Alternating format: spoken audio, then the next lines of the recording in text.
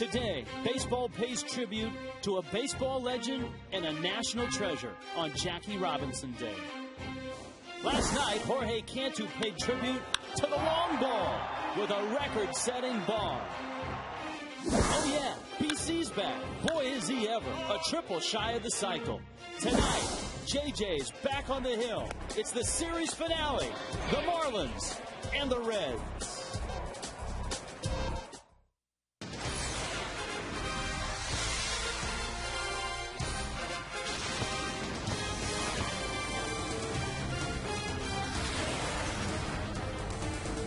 Sun Life Stadium, the series and homestand finale. The 5-4 Reds, the 5-4 Marlins on Jackie Robinson Day throughout Major League Baseball.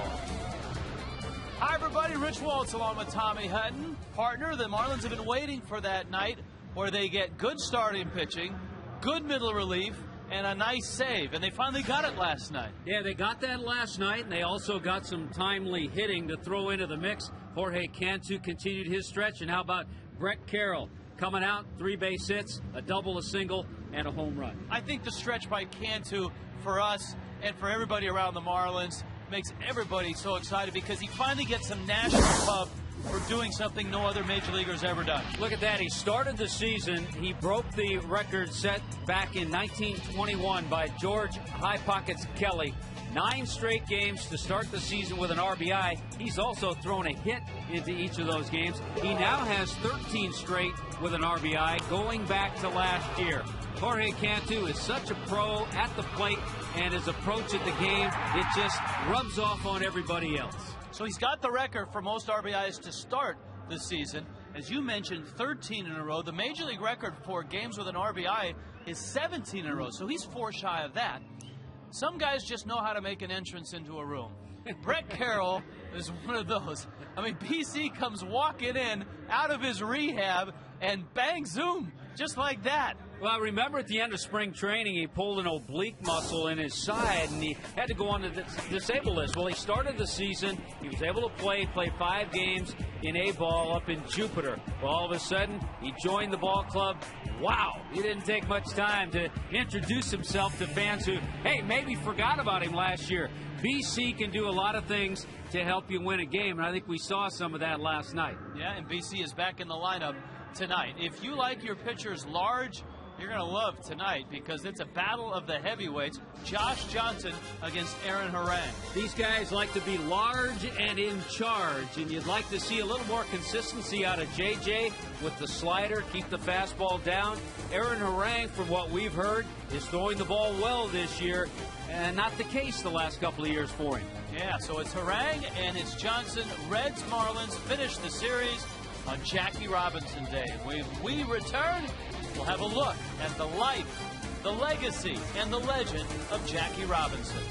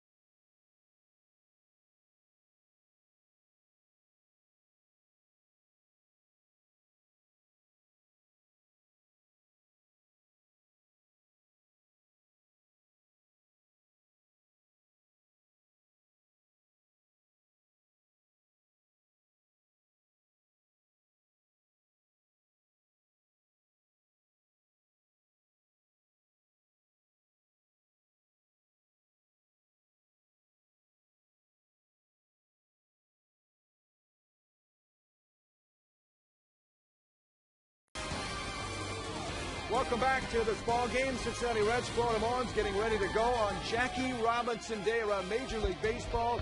All 11 ballparks honoring Jackie that are hosting big league games tonight. The players are wearing number 42. Niner at one point of the 42 on his jersey. This is the 14th year baseball has done this. The time has flown by. Ironically, started the same year the Marlins won their first World Series. It's a great tribute by Major League Baseball to one of the best Americans, again, baseball players in history. Yeah, historic Americans. Yeah. You know, you talk about this game of baseball, and it's our national pastime, and what he did and the road he paved for all the players to come after him is just staggering what he had to go through to do that. It certainly is, and he is the subject of one of our favorites here, Legend of the Game with Tommy Hutton. I consider myself the luckiest man. Welcome to Legends of the Game with Tommy Hutton. Hi, I'm Tommy Hutton, and welcome to Legends of the Game, where we talk about some of the greatest players in this game's history. Today, we're going to talk about one of the most influential players in the game's history, Jackie Robinson. Robinson became the first African-American Major League Baseball player of the modern era. His 1947 Major League debut with the Brooklyn Dodgers ended approximately 60 years of baseball segregation, breaking the baseball color line. At that time in the United States, segregation was widespread, and blacks and whites were kept apart in many aspects of life, including sports. Despite this obstacle, Robinson went on to have an exceptional baseball career. His career started at the advanced age of 28, so he only played 10 seasons, all of them for the Dodgers. In his first year in the bigs, Robinson won the inaugural Rookie of the Year award. 2 years later, he won the National League MVP award, becoming the first African American to do so. During his career, the Dodgers played in 6 World Series, but only won 1 title in 1955. His number 42 will never be worn by another player in baseball history. In 1997, on the 50-year anniversary of his debut, Major League Baseball retired Robinson's jersey number across all Major League teams in recognition of his accomplishments. In 1999, he was named by Time magazine on its list of the 100 most influential people of the 20th century. Not athletes, but people. Jackie Robinson may be one of the most significant players of all time, because without him, we may not have seen some of the great African-American players that we have over the years. For Legends of the Game, I'm Tommy Hutton.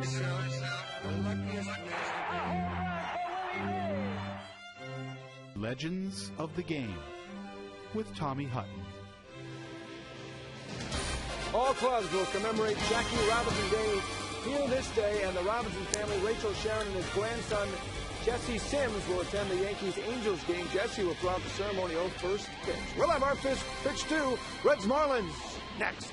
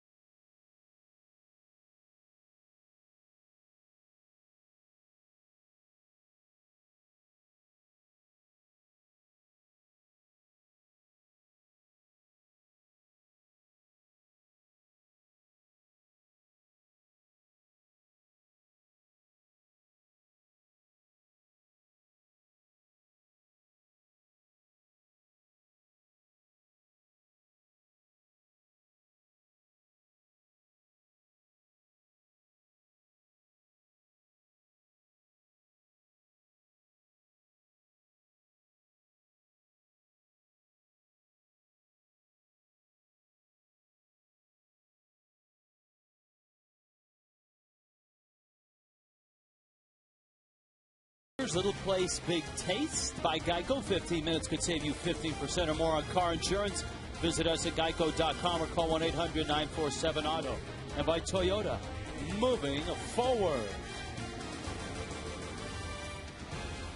Marlins Reds ready to go. Both teams at 5-4. It's a 4-game series. Reds got the first 2. Marlins answered last night with a 5-3 win. Here come the Reds. Chris Dickerson in center field. Drew Stubbs, a little bit of an injury issue. Orlando Cabrera is at shortstop. Joey Votto, the first baseman. Brandon Phillips at second base. Scott Rowland at third. Jay Bruce is in right field. Johnny Gomes out in left. Ramon Hernandez, the catcher. Aaron Harang will hit ninth. Rich, not a whole lot of history with Josh Johnson and the Reds, but it doesn't really matter who he faces. He has to get a little more consistent. We haven't seen that in his first 2 starts. Check swing, strike 1. So far, 0-1, and an earned run average of 6.30. Not the dominating numbers we're used to seeing, or certainly not the dominating numbers he put up last year. Yeah, and I think because of the inconsistencies with the slider and fastball, we've seen higher pitch counts, and that's why he's gone 5 innings each of his 2 starts. A couple of good sliders early on. That's a good sign. Boy, did the Marlins get a big start last night from Chris Volstad. 117 pitches, 6 2/3 innings, and a 2-inning save by Burke Badenhop. You know what I liked that Chris Volstad said after the 117 pitch performance? He said, hey, I didn't even feel like I threw that many pitches. And that's because he was in a nice groove. We were not with you last night. The game was not on television here. But the Marlins were 5-3 winners. Volstad picked up the win. He's 1-1. Brynel Pinto came in and got an out in the 7th. And then the Hopper threw 13 pitches and got 6 outs and the save. Hopper-esque. Yes. Jorge Cantu with a record-setting home run. It was a soft fly ball towards the line.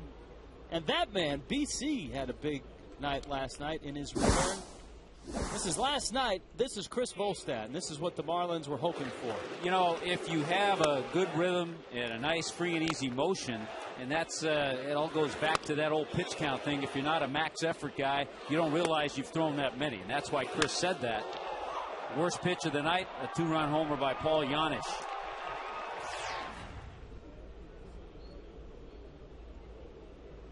JJ 2-2 on Dickerson, and he struck him out.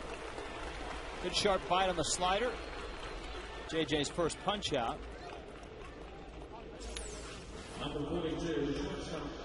Yeah, he's had good velocity, good sliders so far, and not a lot of history. I mentioned with JJ and the Reds, only 2 career appearances against Cincinnati. One of those is start. He is 1-0 with a nice ERA against them. As you can tell on Jackie Robinson Day, throughout Major League Baseball, every person in uniform, manager, coach, player, wearing number 42. So this is number 42, Orlando Cabrera, with Joey Votto to follow for the Reds. Cabrera cuts on a fastball and misses. Couple of good fastballs, 94, 95. That last one he got by Cabrera. 2 for 10 in the series with a home run.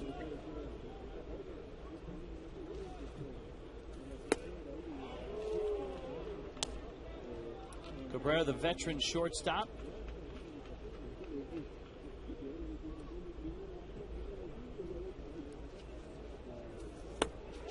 Buried the slider, and he punches out Orlando Cabrera. That'll work every time. 2 good heaters and then bury that slider. Let's take a look at the defense. There's Brett Carroll, another start in left field. We'll talk about Chris Coughlin as the game goes on. Cantu and Gabby at the corners. Hanley and Dan Ogle up the middle. John Baker catching and also hitting in that number 2 spot.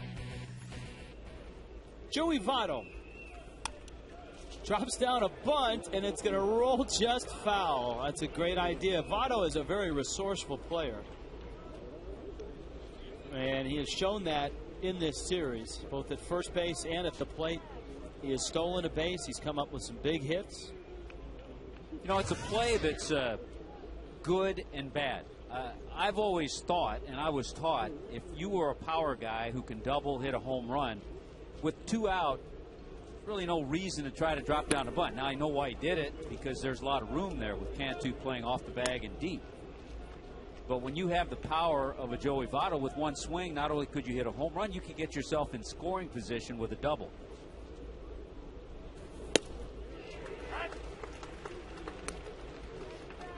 It occurs to me that there's probably a lot of guys who are really good at bunting that have a lot of speed that swing from the heels that are the opposite end of the spectrum. That should do that. Yes. Yeah, if you can steal a base, it's not a bad play either, because then if you drop the bunt down, get on and steal, now you have yourself in scoring position. John Baker working with JJ, the 2-2. And the count's 3-2. Josh's numbers could look a little better, both his ERA and his record. In the no-decision win over the Dodgers, he left with a 4-3 lead after 93 pitches. And in the opening day loss to the Mets, he left with a score 3-1, and the bullpen coughed up a few more of his earned runs. And he's not happy that he walked Joey Votto. No, he got ahead in the count early. Votto helped him out with that fouled-off bunt attempt. Now he's going to have to deal with a tough right-handed hitter, Brandon Phillips. The stylish second baseman for the Cincinnati Reds. Phillips 5 for 12 in the series with an RBI. A guy that was a terrific athlete growing up. That one is fouled back. I mean, here he is, 28, in the middle of a very nice major league career. And he signed a letter of intent to go to the University of Georgia, not for baseball, but for football and for basketball.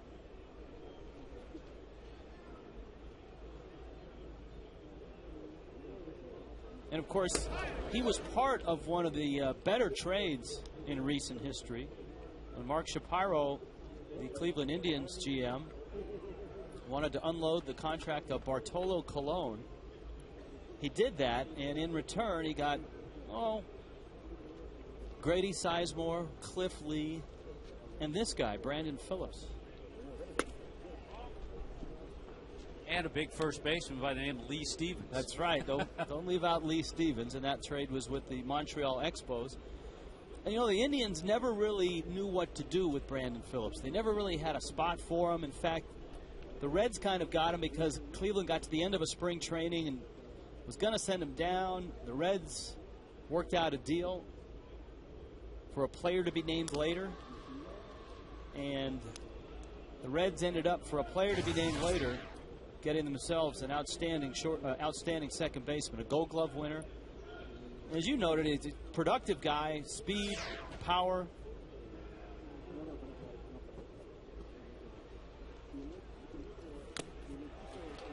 Brandon Phillips has done something that no other Reds player has done. And you think about the history of their athletes, guys like Joe Morgan, Pete Rose, some of the hitters, Tony Perez, but with the speed that Phillips has, he's had 3 straight years, 20 doubles, 20 or more home runs, 20 or more stolen bases. Of course, Hanley's done that too. 1-2 coming. Runner goes. Pitches up. As we told you, Joey Votto can steal a base. Josh Johnson is doing a lot to try to hold runners better. He's throwing over there. He's trying to change up his delivery as far as taking a little more time. But once he has that leg kick and a runner gets a good jump, as you saw Votto, he can steal the bag. Breaking ball fouled to the screen. The other thing about that trade that's worth noting is that the Cleveland Indians have tried to remake themselves a couple of times. In that Colon trade, they certainly got a host of young players, Lee, Sizemore, Phillips.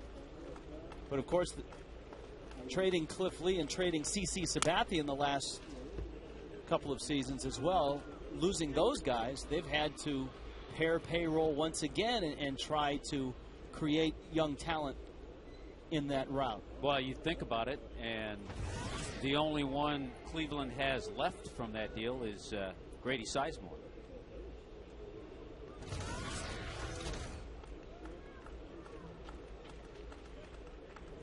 2-2.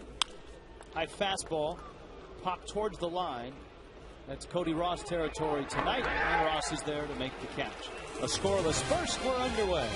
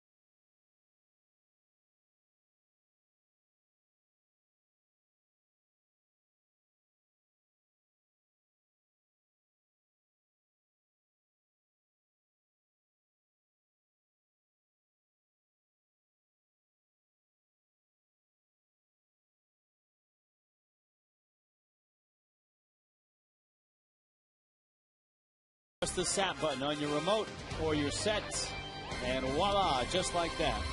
Just like this, the Florida Marlins will come marching towards the plate. Chris Coghlan is out again tonight, so Cameron Maben, who sparkled in the leadoff spot last night, leads it off. John Bake was terrific hitting second. Hanley's at short. Jorge Cantu's going after 10 in a row and 14 straight with an RBI.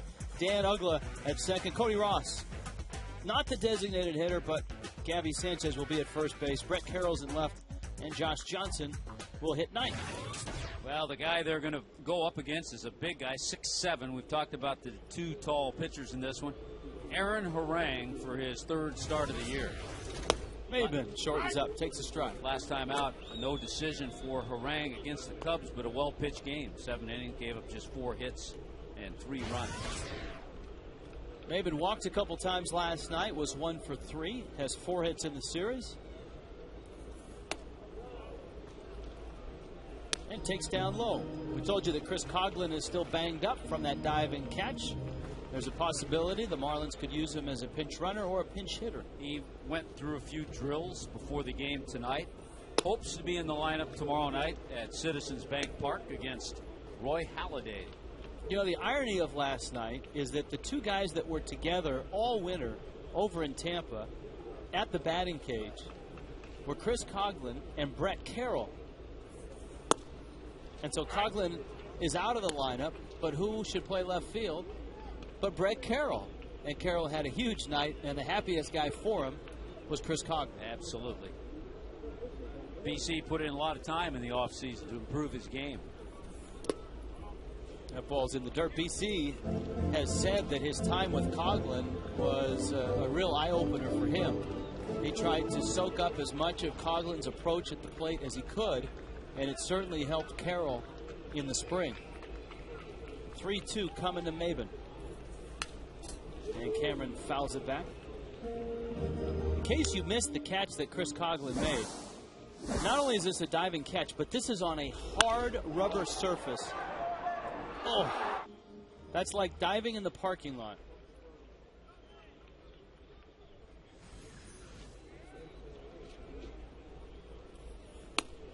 High fastball, and he strikes him out. So Harang elevates, and it's going to bring up John Baker.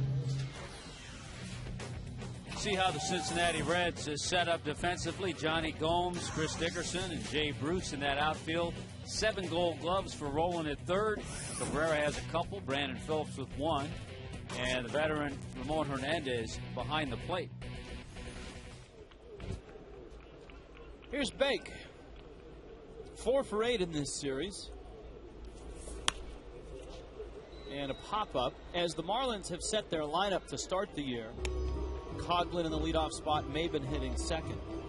If things were to get shuffled, and obviously they have in these last two games, Freddie Gonzalez's fallback number 2 hitter is Baker. Well, he hit in that role a number of games last year. Not many catchers hit second, but one of the great selling points of Baker is his patience.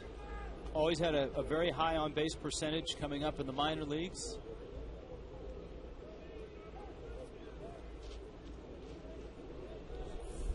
Part of that is because Baker is a good hitter, and he won a batting title in the Pac-10 at Cal. But the other part of that is that he was drafted and came up in the A's organization, and of they course preach patience. They preach it. Yeah. I think the other thing that helps in that number 2 spot for Baker is he's a left-handed hitter, too. Yes. But Aaron Harang has some nasty stuff tonight. Harang has kind of retooled his delivery this year. He's a big guy. You look at the movement on that fastball, two-seamer. He'll use fastball, sliders, curves, and change. Last year he was 6-14 with an ERA over 4. But the word out this year, he changed a little bit with his mechanics. His stride's a little longer, and his fastball has a little extra hop in it. Here's Hanley. Hanley an 0 for last night.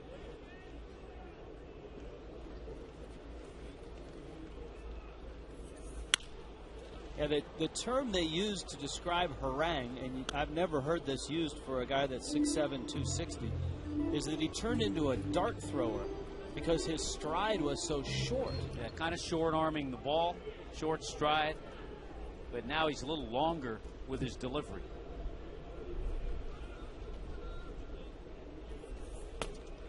And he is, I mean, it seems like every year it's a different pitcher that doesn't get run support, except in the case of Harang. He's been on that list now for 3 seasons. Yeah.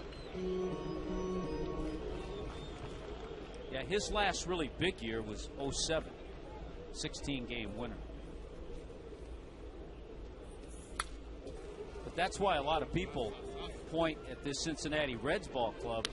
If he's turned it around with the veteran Bronson Arroyo, the youngsters, Volquez and Cueto, that's not a bad starting 4. Yeah, and if Homer Bailey and Mike Leake are able to get it rolling. But I think, too, it also illustrates the Reds have got to score runs. I know people and the Marlins as an organization preach pitching and defense. But in this day and age, you also have to have offense. You have to score runs. Dusty Baker well aware of that, especially in their ballpark, too. His ERA last year was in the low 4s, and he was 6-14. This is away to Hanley. And the count's 3-2.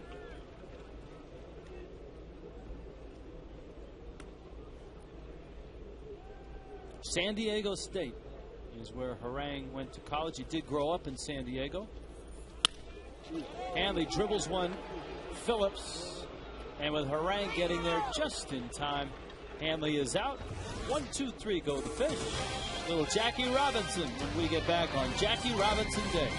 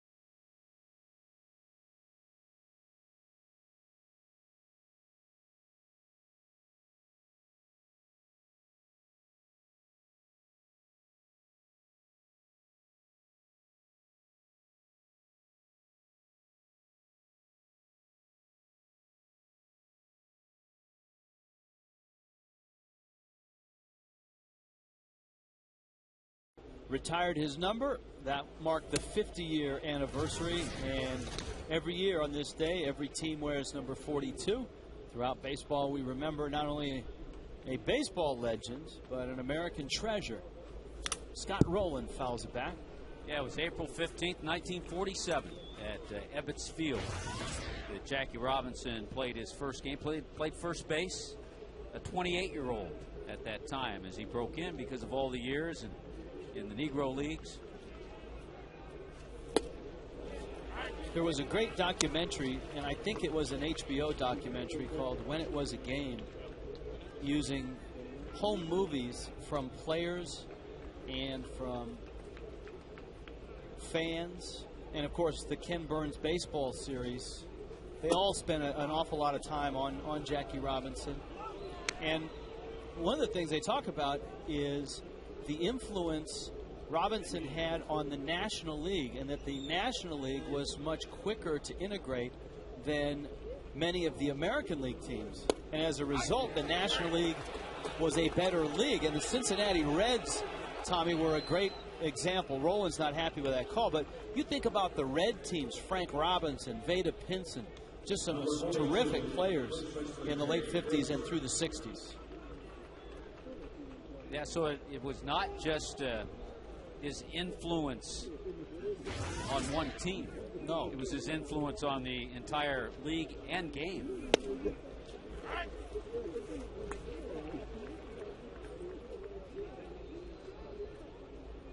JJ getting Scott Rowland, now working on Jay Bruce. Ground ball, base hit, center field. Bruce is aboard. Jay Bruce has enjoyed his visit to South Florida. Remember, he came into this series. Yeah. He was 0 for his last 17. He had just one hit on the year.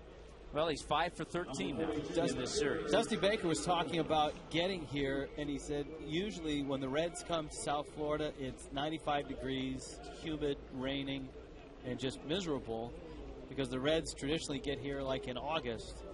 And this year, he said, they're in and out when it's relatively cool in Florida terms, and they head to Pittsburgh next.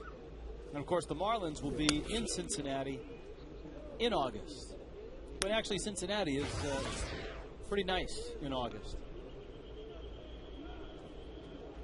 They always seem to have some sort of festival when we get there. Last year was Oktoberfest. We look forward to it. 2 years ago, the Cornholing Fest, the popular game. Always right across the street from our team hotel.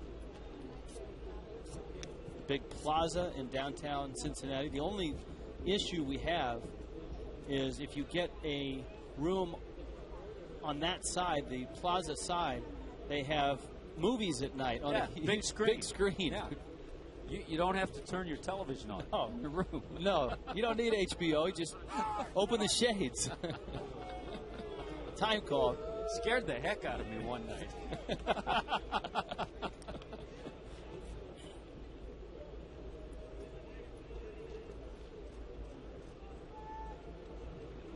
Johnny Gomes hit a big home run early in this series. He is one of those guys that, I mean, he's Ugla-like. He cranks and fires. Yeah, absolutely. It's lock and load and let it fly. You don't see many check swings. Johnny Gomes right now is not thinking about shooting one in the hole on the right side. Johnny Gomes is thinking blue seats. That's where he went on Tuesday for a 3-run homer. So far, we've seen some nice fastballs. JJ's been able to keep it down. He's thrown some good sliders. Gomes is one of those guys that has to earn his way onto a major league roster every spring. A guy that gets through his arbitration years, but is not a star. And so those guys, in most cases, don't get multi-year contracts. Don't get offered arbitration. They get released, and they got to sign a minor league deal and come to camp. Runner goes. Gomes pops it up. It's going to be a long run for Gabby. And it's into the seats. In a way, the way it's structured now with the economics of the game for guys like Gomes, it's kind of like it was back in your day, in that nothing was a given. No, you just play year by year. Hope you get a contract to go to spring training. He's had some home run years. He had 25 or 21 in 05 with Tampa when he was a teammate of Jorge Cantu's. Now, he and Cantu, every step of the way, came up the ladder in the Tampa Bay organization. 2-2. J.J. pauses and goes to first, and it kicks off of Gabby. It may have clipped C.B. Buckner. And the Marlins have committed yet another error. And 3 or 4 already this year just by pitchers, which is frustrating because it's something they work on a lot. Obviously, JJ's worked on holding runners, and the throw gets away from Gabby. I think that's 4. The 2 errant pickoff throws. And remember, Hamsley and Meyer. And then Hopper got an error when no one covered second. So that's 4. Yeah. And that's 13 on the season.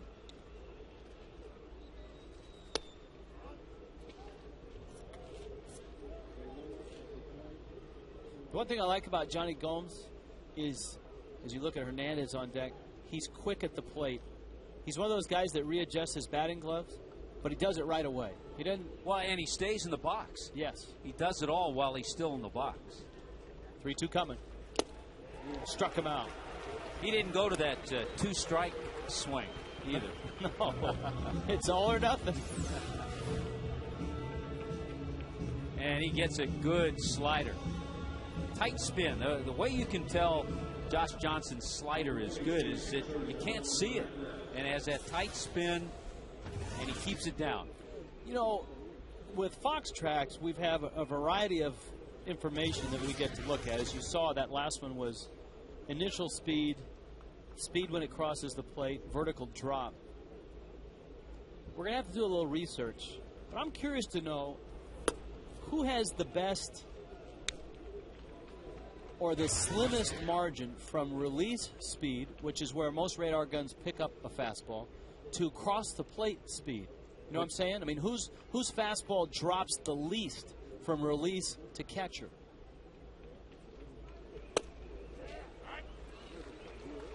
Or do all fastballs slow down at the same rate?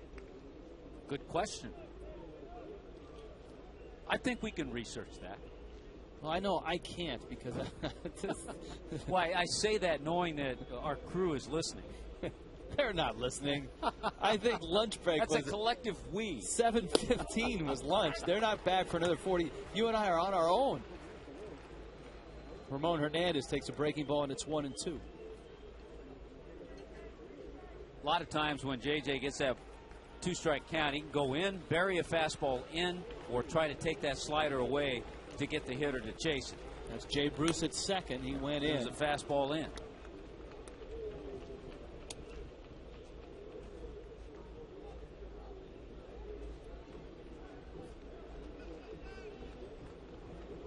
Josh's home ERA last year, he was 7-3. But his ERA in this ballpark, 2.67.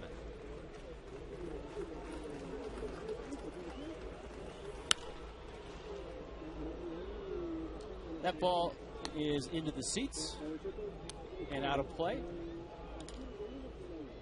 Ramon Hernandez, a veteran catcher, was an all-star with Oakland, part of those good Oakland team in the early 2000s. Then went to San Diego, signed a nice contract with Baltimore. Participated in the WBC for Venezuela.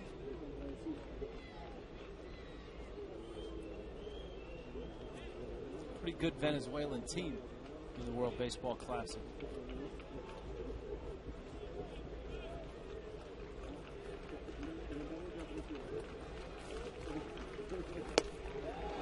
Just missed. Baker framed it.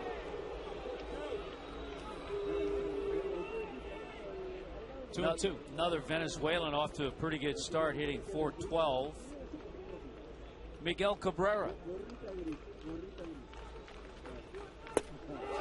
That one is a strike. And JJ walks off the mound, having struck out 3 in this inning, 2 in the first. That would be 5 already.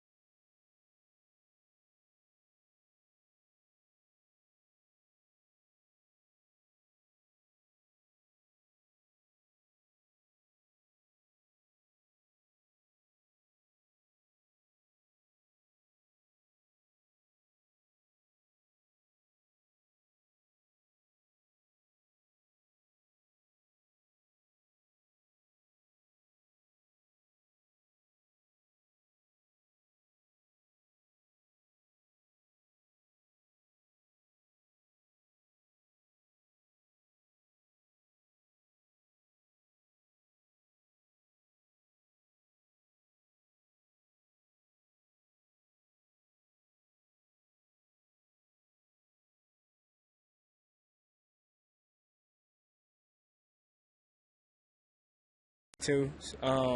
You know, now you can't really get 42, so I'd rather reverse, you know, for Jackie Robinson. You know, he was a big hero of mine growing up, doing research and a lot of background checks on him, you know, so he's a big reason why I wear the number 24 today.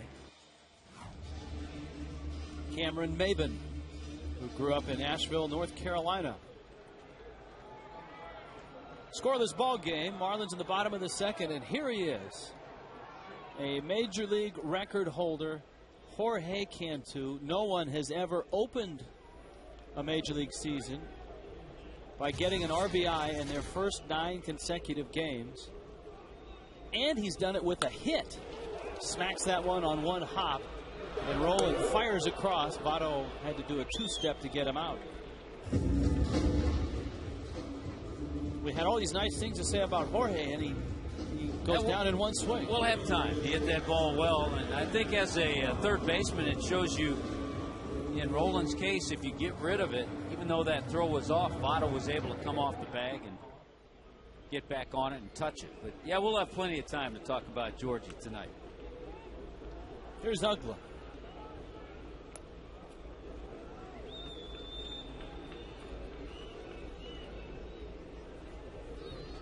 Lots of baseball in the National League today. The Astros finally got a win. They beat St. Louis 5-1. Bud Norris looked good on the mound. Wow, so after 8 straight losses, Brad Mills, their manager, gets his first win. That's tattooed to left. Diving try, and it skips over Johnny Gomes. Ugla pulls in to second. Couple of balls well hit. Jorge Cantu hit his on the nose. A one hopper to Scott Rowland. This is going to be our checkers double. Dan Ugla attacks this ball. Sinking line drive.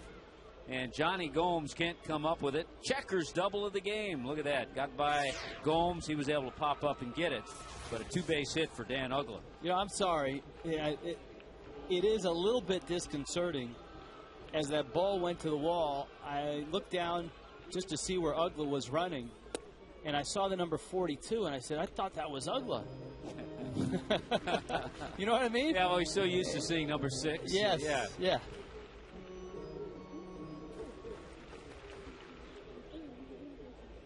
Cody Ross had one of the bigger hits for the Fish in this series, a 3-run homer, and one of the comebacks that just didn't quite work. The Marlins in the first 2 games of this series came back, tied the game, got the game to extra innings, and the Reds won both extra inning games. You know, I think had things worked the way Freddie Gonzalez thought they would, he would have given Cody a night off in this series. But with Chris Coghlan out of the lineup a couple of nights, Cody's back in there. I didn't mention Emilio Bonifacio being sent to AAA. And the thinking there is that they just want him to play. He's not playing, wasn't playing much here. And they'd rather have Bonifacio playing every day, different positions, and getting his at-bats.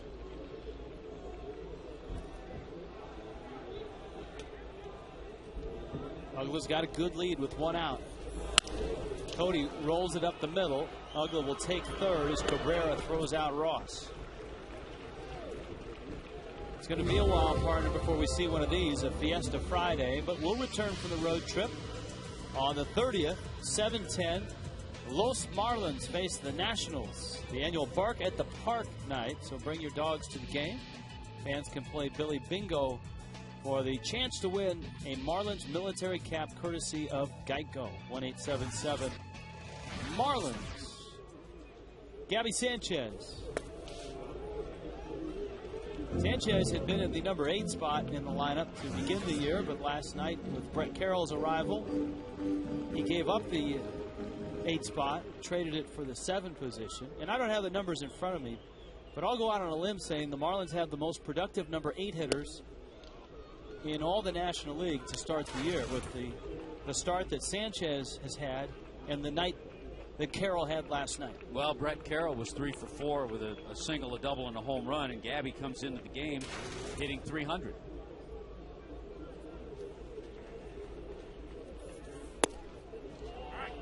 Oh, it's a strike. We saw Sanchez shake his head. You remember the pitch that Baker tried to frame for Josh. Let's take a look and see if this missed or if it caught the corner. Pretty close. Caught the corner. Got the corner. I think on a whole, this umpiring crew's had a nice 4-day stay here in South Florida. Mark Carlson behind the plate tonight.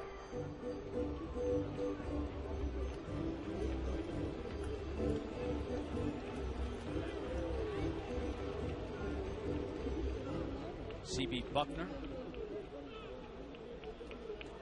All right, filed this away on that Fox Tracks fastball. Release point 93, home plate 85. So quite a difference. 8-mile-an-hour drop. Somewhere there's an engineer shaking his head saying these guys, they have no clue what idiots. they're talking about. Yeah. Here's a 2-2. Foul back.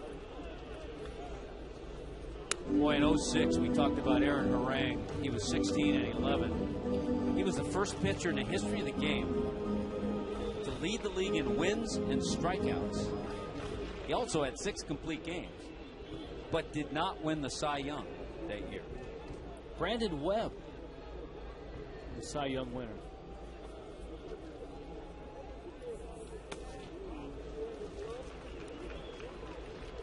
Well, he did, however, get a fine parting gift, Tommy, and that was not only a copy of the home game, but a 4-year, $36 million contract. And that is a fine parting gift. And this is the last year of that. He's getting $12.5 million this year. There's an option next year for another $12 million, and the Reds have to decide whether to pick that up. You know, because of his tenure with the Reds, he's 7th on their all-time strikeout list. And a guy who leads the Cincinnati Reds more strikeouts than any Reds pitcher in their history.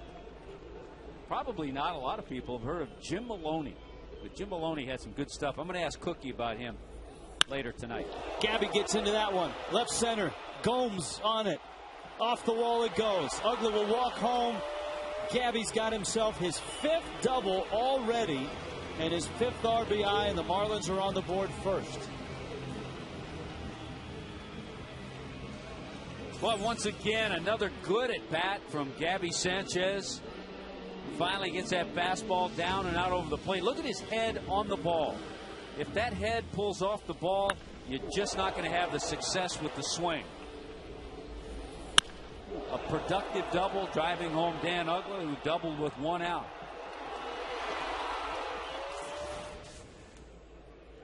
Here's BC. Breaking ball misses down low. Greg Carroll, just to refresh your memory, out of Middle Tennessee State, 10th round pick by the Marlins. He is now 27. And I think gained last year lots of confidence. He appeared in over 90 games. He got a number of starts. Came in as a defensive replacement many times. Hit his first career home run last year off Randy Johnson. That's right.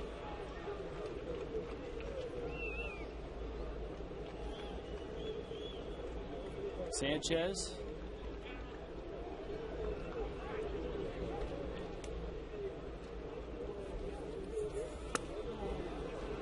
Went after the breaking ball on 2-0, and it's 2-1. This was the home run last night. Yeah, high fastball into those blue seats.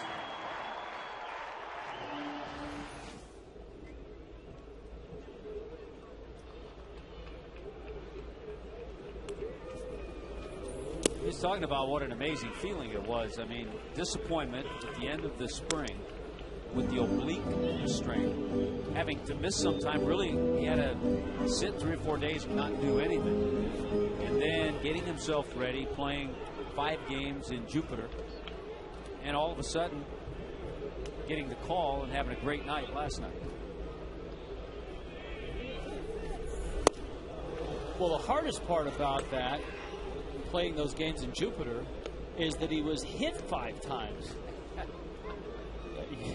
That's, you know, when a major league player goes down and plays in those games, and Cody Ross had that same feeling when he was playing in the minor league games in spring training. These guys get a little uncomfortable facing some of those pitchers that don't have great control. Little tapper, and Harang is going to flip down to first in time, and the inning is over. A pair of doubles, Ugla and Gabby, and a 1-0 lead.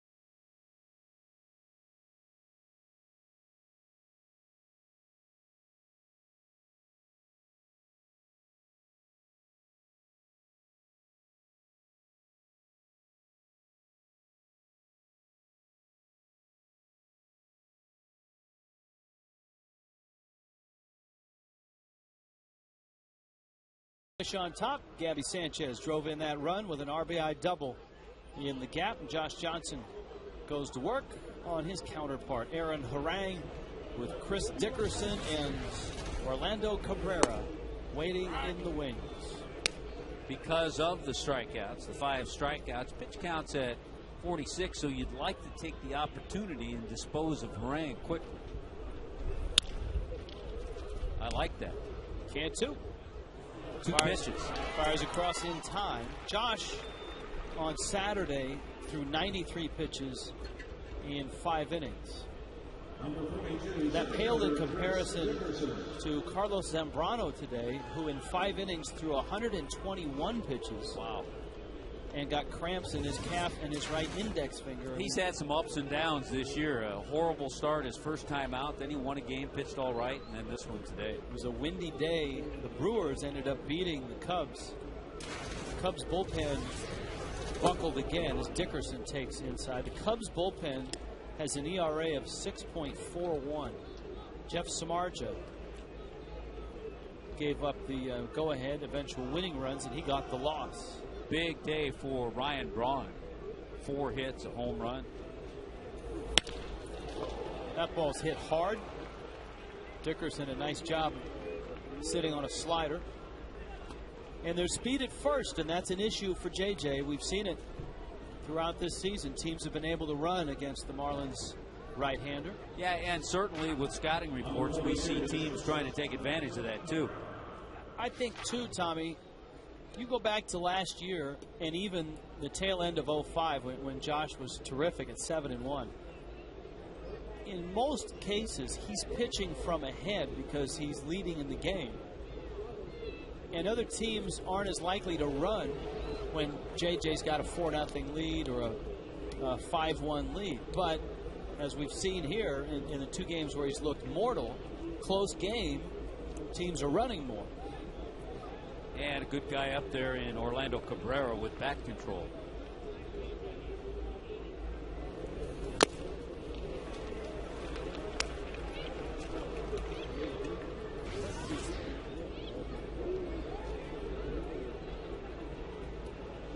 One of 5 strikeouts for Johnson.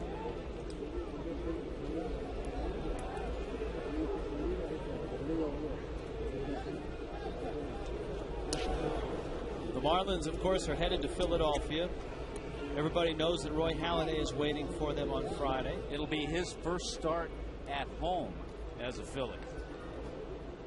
Anibal Sanchez will go for the Marlins. Ricky Nolasco goes on Saturday. And opposing Nolasco, you just had to know they were going to work him into the rotation. Jamie Moyer. Boy, you think about the matchups. You got Halladay, Moyer, and then Cole Hamels, who appears to be throwing a little bit better this year. Nate Robertson goes against Hamels on Sunday afternoon.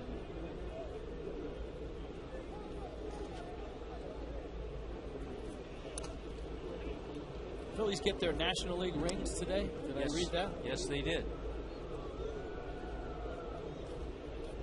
3 consecutive National League East titles. Yeah, all Roy Halladay has done so far in 2 starts is go 2-0 with an 0.56 ERA. Threw a complete game last time out. Runner goes. Baker's throw inside the bag. Dickerson had such a good jump. I don't think even if it was on the bag, it would have mattered. Let's take another look. Baker, good catch and release.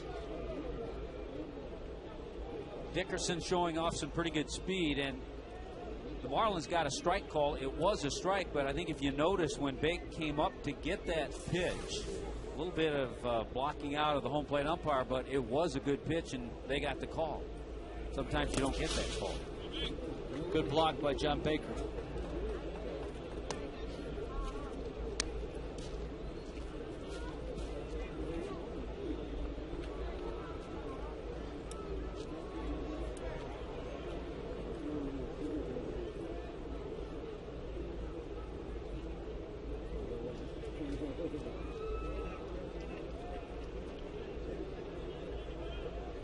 Two to Cabrera.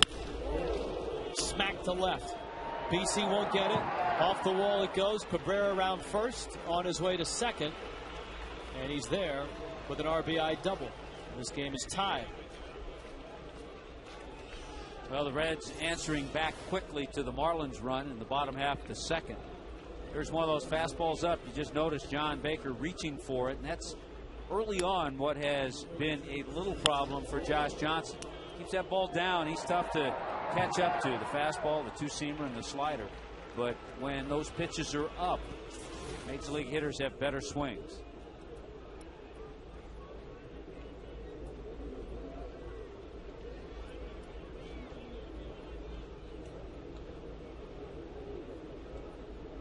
Joey Votto qualifies as a Major League hitter, and a good one. You know, it's interesting with that double that Orlando Cabrera hit last year. Josh Johnson was second in the league in allowing the fewest extra base hits. Chris Carpenter was first, and Tim Lincecum was third.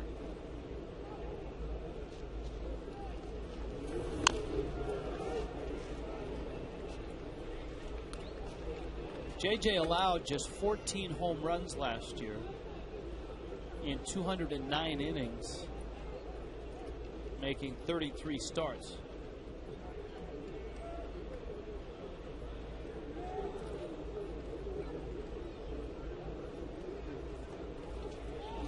In the contrast to that, Chris Volstad allowed 29 last year. But I think Chris has made his adjustments and has been better. He gave up that 2-run shot to Giannis last night, but much better in keeping the ball down. His first win since August 16th, picking up the win last night.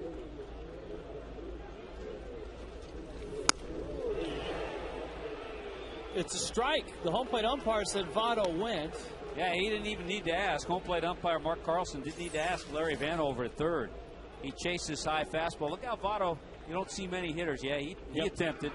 But you don't see many hitters with a little choking up on the bat nowadays. And Votto was about an inch up on the bat. The last time I saw a hitter choke up on the bat was your baseball card two nights ago. It was a generational thing. Bats were heavier back then, too. Yes, they were. And you had to walk through the snow to get to school in Pasadena, right? Gabby Sanchez makes the catch. Inning is over. They get up early and milk the cows. Reds get a run on a Cabrera double.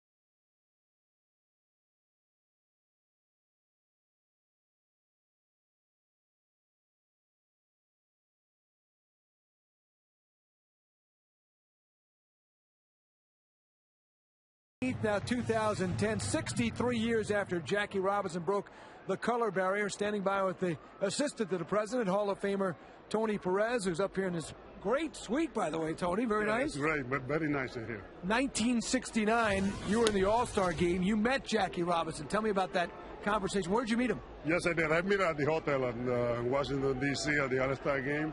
And that was a thrill for me to meet Jackie in that time because I grew up watching him play. I mean, my father was a fan of the Brooklyn Dodgers, and I grew up watching him play and pulling for him. I mean, it was a thrill. Did you run into him, Tony, or did you just happen to see him in the lobby, or was it something set up by the Major League Baseball? Well, he was sitting in one place over there at the hotel, and almost all the players went by there and say hello to him and met him, and most of the players did. He was very aware of you. What did he tell you?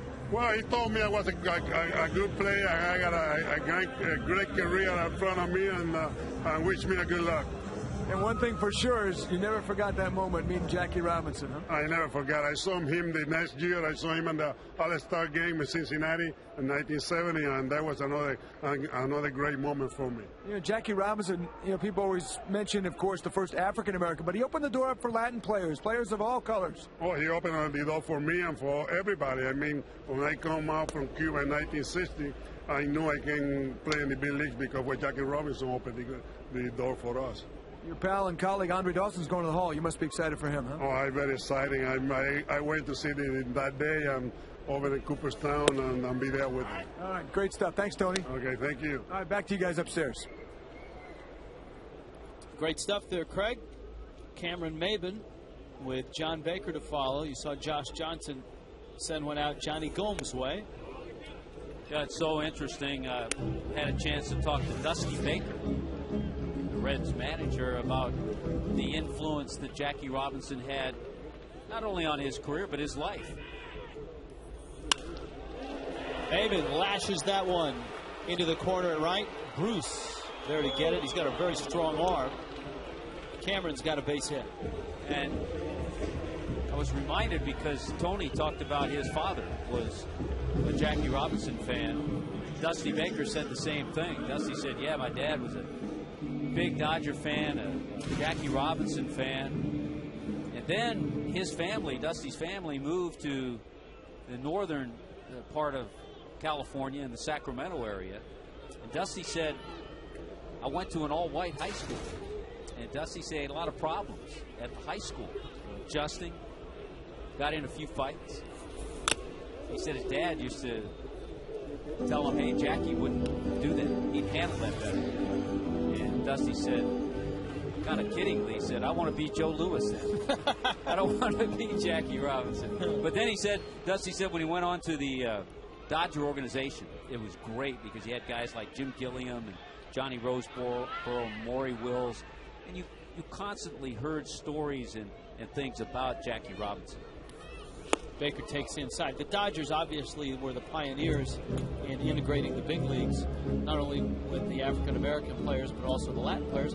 And I'm sure that you experienced that. In fact, if you want to go a step further, the Dodgers were really the first to open the door to the Pacific Rim and the Asian players. You had to experience that when you came up. Absolutely. It was talked about a lot, the fact that you had spring training in Vero Beach at the time.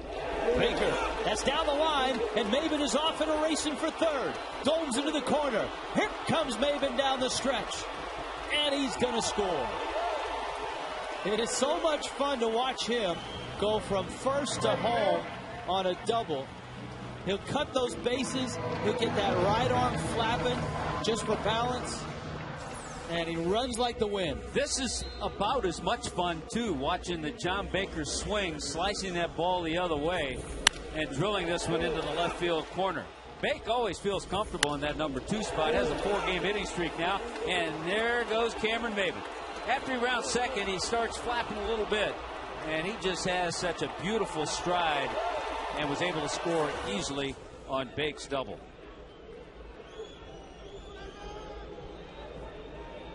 Baker had 2 hits last night, including a double, RBI double here, and here is Hanley taking down low. That makes third double of the year. He had 2 RBIs last night as well.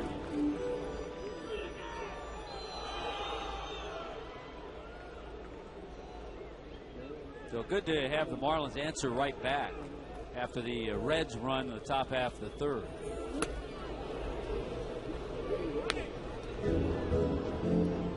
One ball, one strike.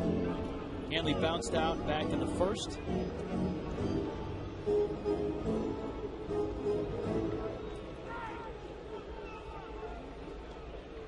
Both of these large right-handers have high pitch counts.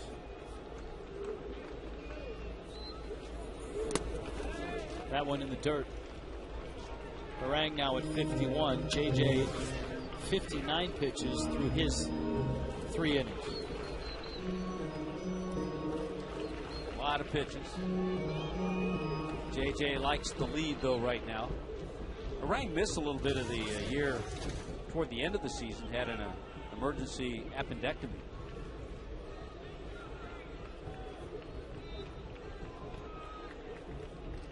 Is there an appendectomy that's not an emergency? I think you can, you plan on it if you've been having problems. I think it's better if it's not an emergency. I think most appendectomies are emergencies. Somebody lost a bet. That would be my guess.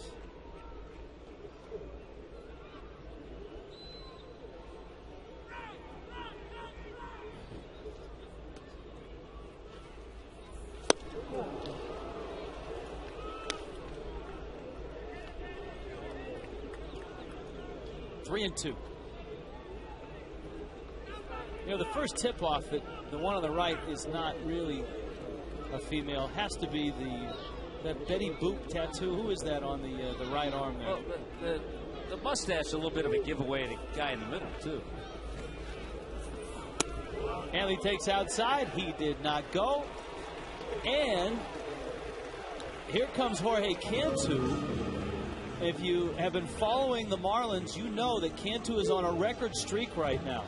First player in Major League history to open up a season with RBIs in his first 9 games. You go back to last year, he's driven in a run in 13 consecutive games. And that's only 4 games shy of the Major League record. Major League record in 1922 by Ray Grimes. RBIs in 17 straight. And more recently, Mike Piazza had a 15-game stretch of RBIs. He took care of the streak with 1 swing. Yeah, he got a little backup slider, and he had to do it all himself. Nobody on base, a solo shot, and there it was. So Baker is at second. Hanley's at first. Cantu takes outside. It's a credit to Cantu. And it really started last year, Tommy, when he injured his wrist and had to change his whole approach at the plate and continued to drive in runs. Drove in 100 last year. And that was a goal of his, too. He's not so concerned about a home run. He wants to produce runs. He wants to drive in 100. That's right. It was, I believe we were in Philadelphia, and he was sitting on 99. Hanley was at second with one out. Hanley actually stole third to get himself in a position, and Cantu hit a sac fly. Harang is missed, and it's 3-0. He's such a hot hitter, Tommy. 3-0, green light. Yeah, I wouldn't be surprised at all. You have a hitter who's locked in, seeing the ball well. You feel comfortable letting him have the green light because you know he's going to make a good choice. I think that's one of the toughest parts in this situation for Jorge Cantu is to not get too over anxious, knowing that he has this streak, knowing that he has an opportunity here with a man in scoring position.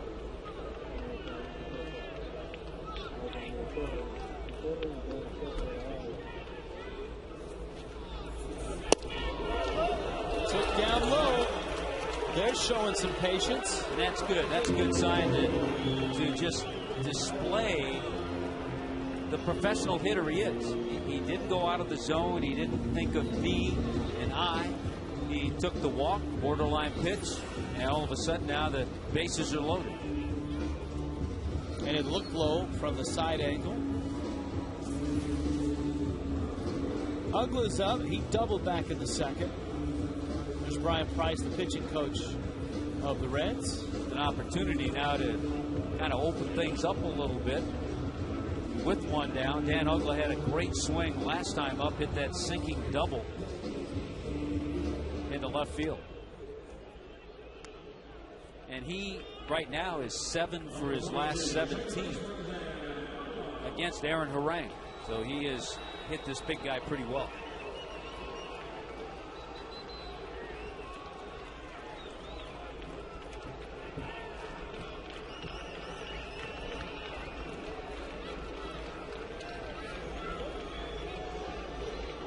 Ugla with the bags loaded, and Harang is back for the windup. Rich, you hit it on the head in the opening when you're talking about some of the accomplishments of Marlins players. And then you just think about Dan Ugla and Hanley Ramirez. Hanley with more home runs since 06 than any shortstop in the big leagues, and Dan with more home runs than any second baseman during that time. Ugla the fastest second baseman to 100 ever. There's a strike. Of course, the entire infield, the only infield, and that was with Mike Jacobs in 08, the only infield ever to hit 25 homers or more. Cantu's 29 homers that year was the low among the infielders. That a major league record. Here's the 1-1. Big swing and a miss. Well, the nice thing about Cantu's streak is that he's getting some national publicity. And not a lot of people know about what he's accomplished here the last couple of years. They hear about Hanley and JJ and Ugla. Let's see what Ugla gets. 1 and 2. Breaking ball. He went down and golfed it to left. Shallow, and it's going to fall in front of Gomes. Hanley is stopped. Baker will score. I'll tell you what, it was a nice deke by Gomes. Runner at third base, John Baker has to tag up. But I thought it was great base running by Hanley Ramirez. Hanley was almost to third because he had a better angle. Dan Ugla gets the slider. He just reaches, hits it off the end of the bat. Doesn't hit it all that well, and that's why it dropped in front of Gomes because he was playing deep. He tries to decoy, but I thought it was a really heads-up base running by Hanley, who had a good angle, saw that ball was going to drop, and was almost at third when Bake tagged up. Now Cody, they're still loaded. 2 hits for Ugla. 2 runs in the inning.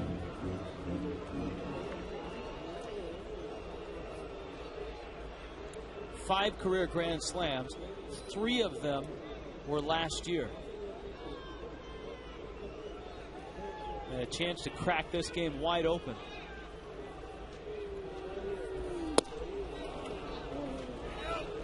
No swing. Well, you can see the difference in Harang and first pitch strikes to the first 6 batters. But since that time, just 1 to the next 9.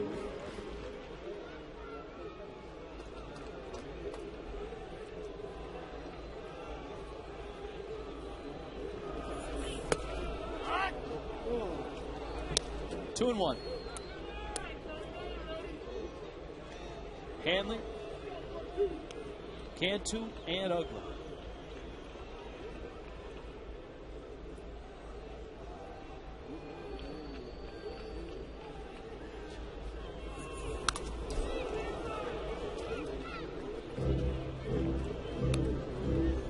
And it's 2 and 2. Yeah, we were talking, Rich, about that Philly series upcoming over the weekend in Philadelphia. We will not see, well, we'll see him, but he's not active, Jimmy Rollins. Phillies place Jimmy Rollins on the disabled list with that right calf strain. Wilson Valdez seeing some time.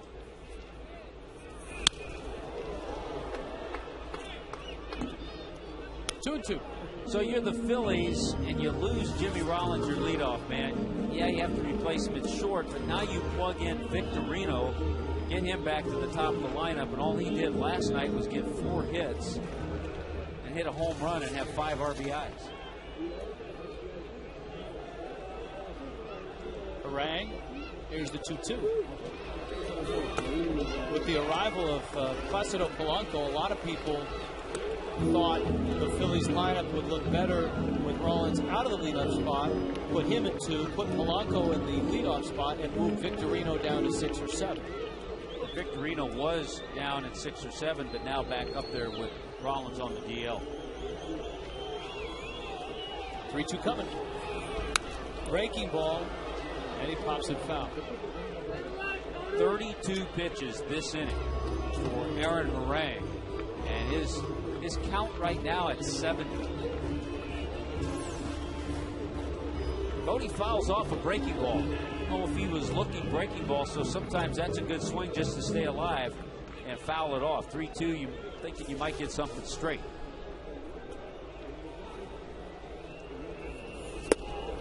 Swing and a miss. So he came back with another one. So to Harang's credit, with the count 3-2, went with his breaking pitch and got Cody Ross.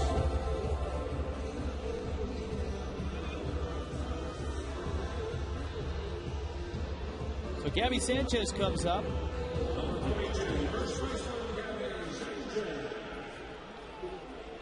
He drove a ball to the wall in left center field for an RBI double in the second. Still loaded.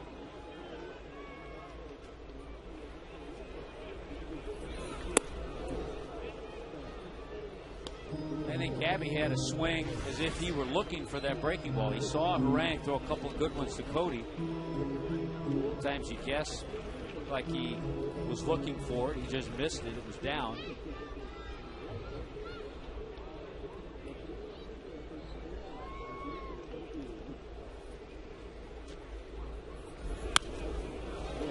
Foul back.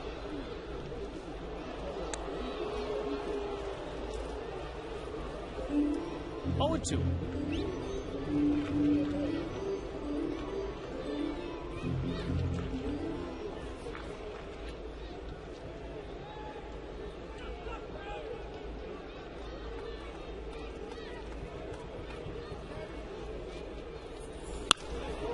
Sharp ground ball. Cabrera to Phillips. And the inning is over. Marlins have to settle for 2 and lead it 3-1.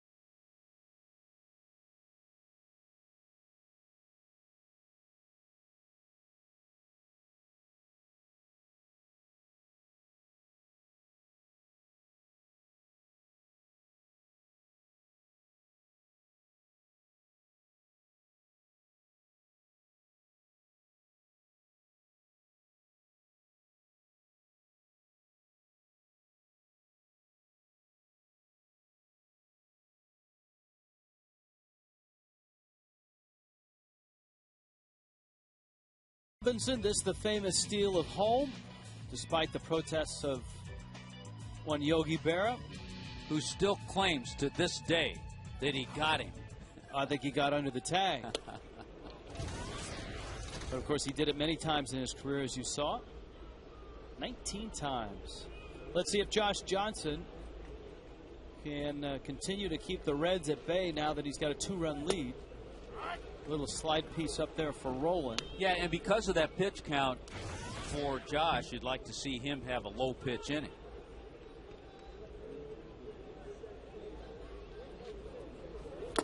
We mentioned more than likely Burke Badenhop not available to Freddie Gonzalez.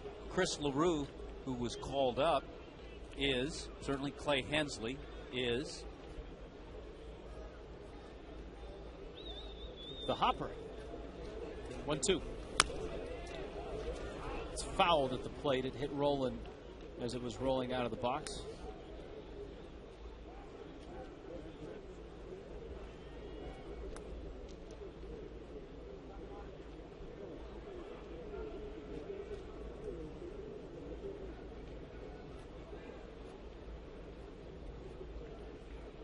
Well, this guy's certainly been a big run producer in his career. Scott Rowland 5 times had 100 RBIs or more. Started with the Phillies, and of course a nice run with the Cardinals up to Toronto.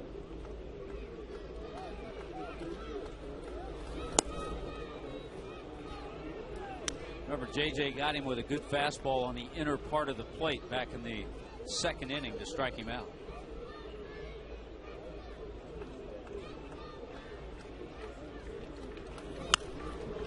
That one fouled back.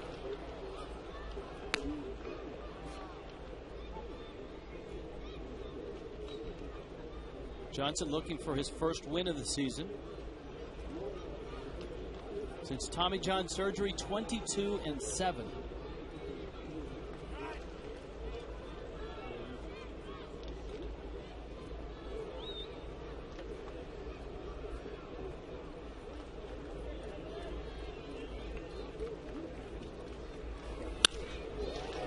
To right, Ross is there. Baker Concrete Super Saturdays. John Baker's favorite promotions, including post-game concert, fireworks shows, and more. Upcoming concerts include salsa legend Willie Chirino. That will be Willie Chirino. The Spirit of Michael Jackson Laser Spectaculars on the 15th. 1-877 Marlins today. Rumor has it Jeff Conine will moonwalk on that night. Just a rumor. Did you see? I think I would stay to see that. Did you see Jeff Conine's first interview tonight? No, I heard it was dazzling. He talked to Brett Carroll, correct? Yes, he did.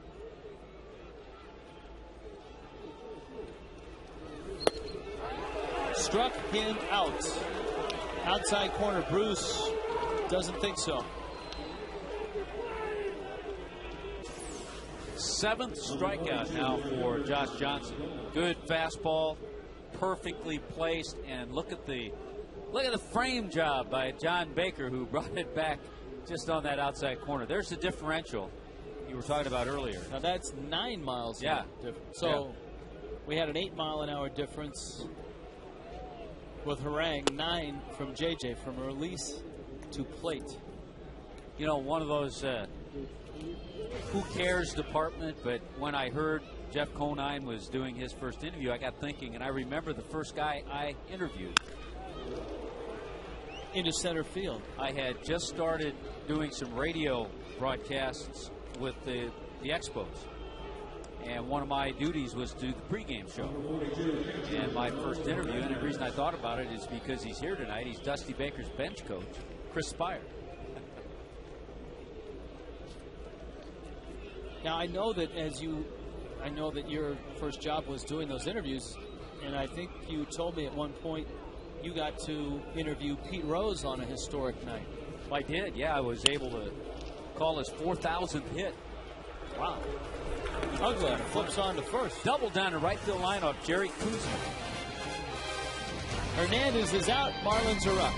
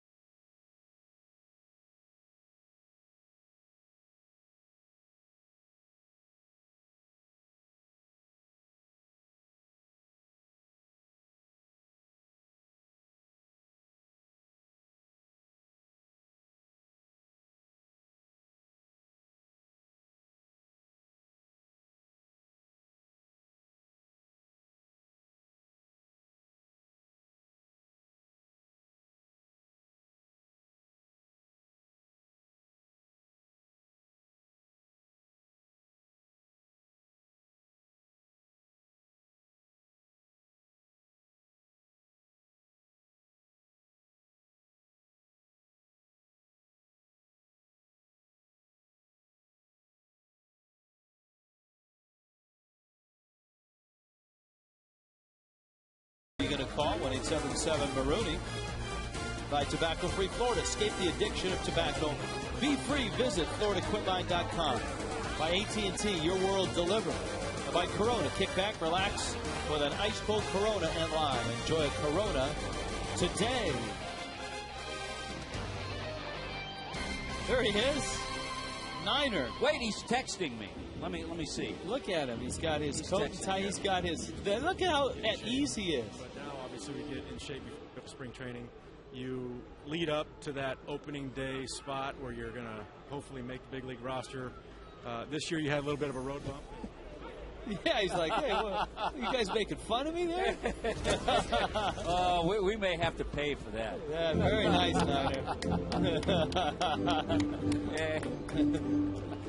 No, I mean, very Mike Wallace-like, you know, with the coat, tie, inquisitive, ready to drop that big question to make the interviewee squirm.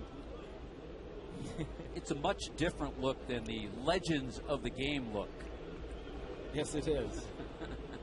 Yeah, I don't think Niner would look so good in a sweater vest. I think BC was a little perturbed at that fastball that looked like it was outside by 6 to 8 inches. But as we saw, the Marlins got one of those calls their way. Carroll chops it to third. Rolling double clutch. Got him. Just got him.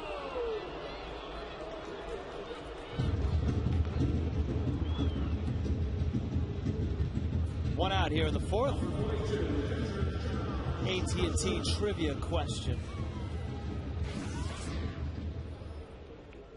Who holds the Reds' all-time record for most RBIs in a career? As we look at an RBI machine, boy, you certainly have to throw Tony Perez in that mix. Johnny Bench. What team did your buddy, was it Hot Pockets or High Pockets? Yeah, George Kelly. George High Pockets. He was a Brooklyn Dodger? Brooklyn Cubs? He was a coach for the Reds, it looks like.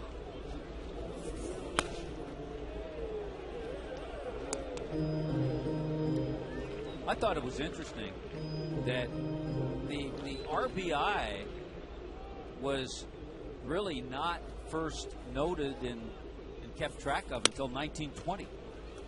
And it was 1921 that George High Pockets Kelly started the season 8 straight games with an RBI.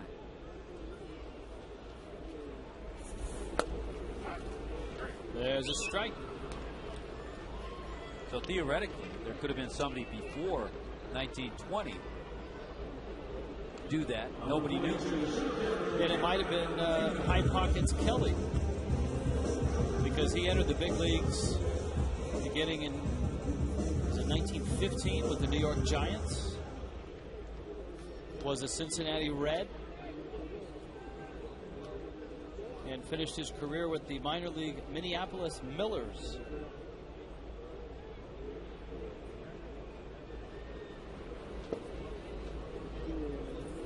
Our director Jim Hawley pointing out adroitly that had he played in the years with arbitration, he would have been deep pockets, Kelly.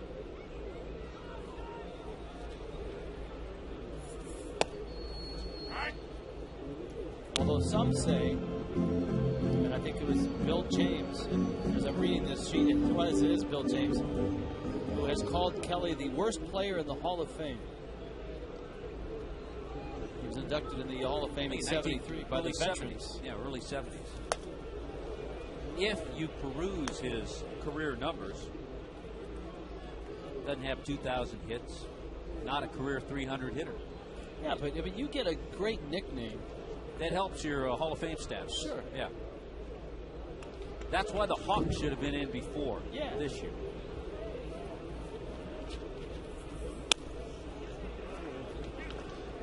You know, the tip-off to a great nickname like that, just thinking of the Hawk, is that 99% of people in baseball, when you say the Hawk, they know who you're talking about. The big unit. Easy. Most people know that. Cameron Maybin, left field, well hit, gone like a rocket. His first of the season.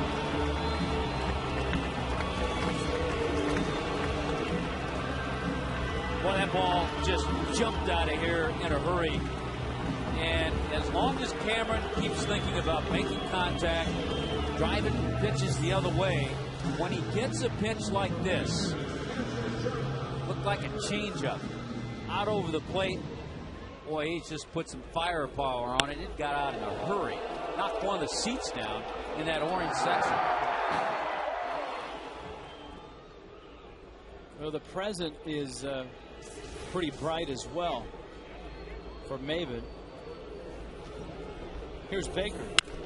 John turns on one and cranks it foul. Let me ask you this, a wise veteran analyst.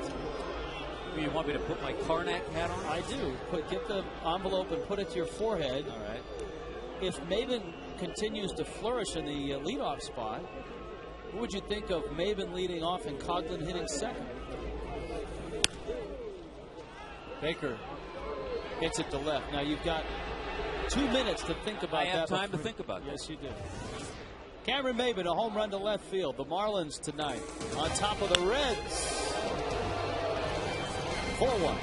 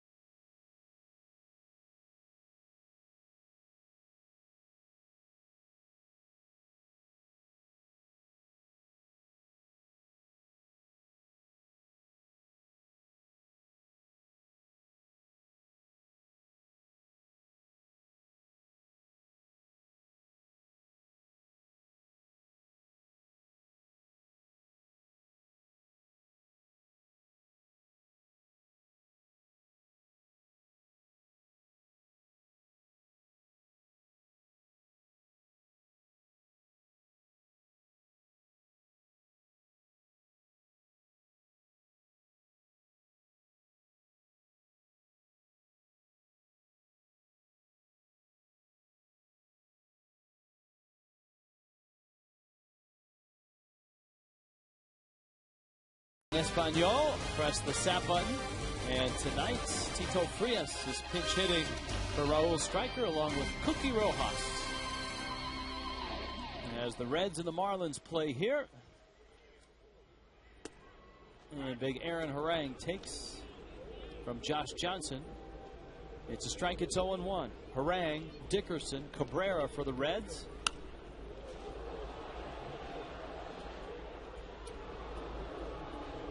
Quickly, it's 0-2.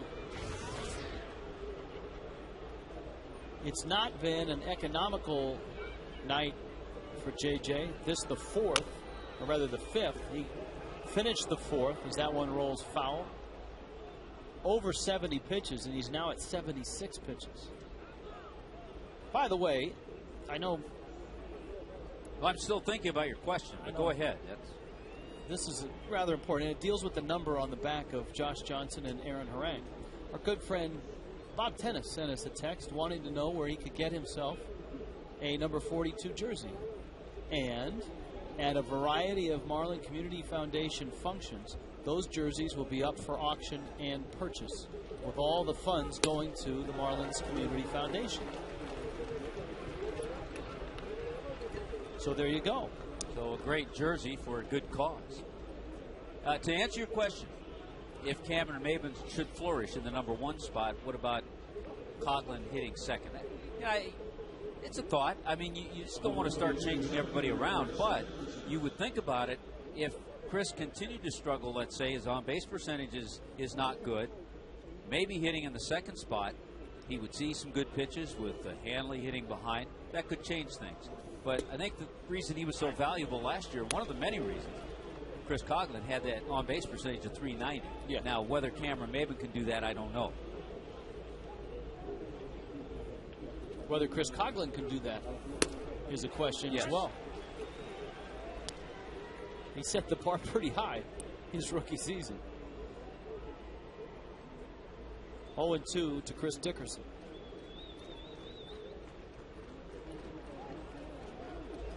I think Bake certainly fills the bill, but it's tough to have consistency because of the times that Ronnie Paulino catches. You're not going to have Ronnie Paulino hit second.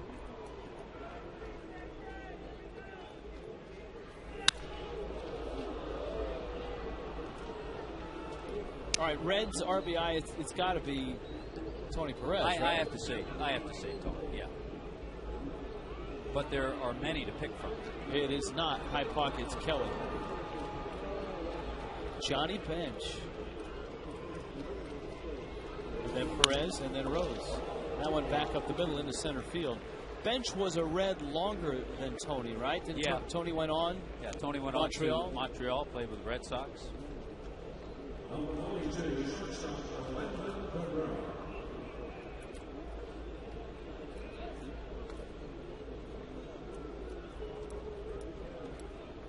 Cabrera picked up an RBI with a double in the third.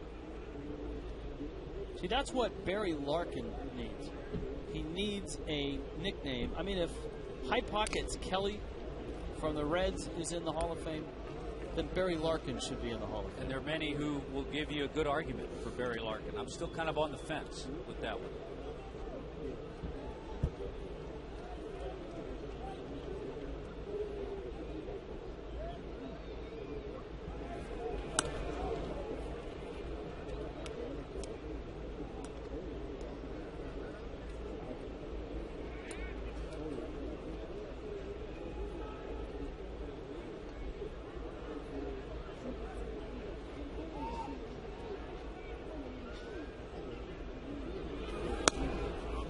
Talking about the Marlins, Alex Gonzalez, whose nickname was Seabass, given to him, by the way, by Kevin Millar, who deemed him Seabass.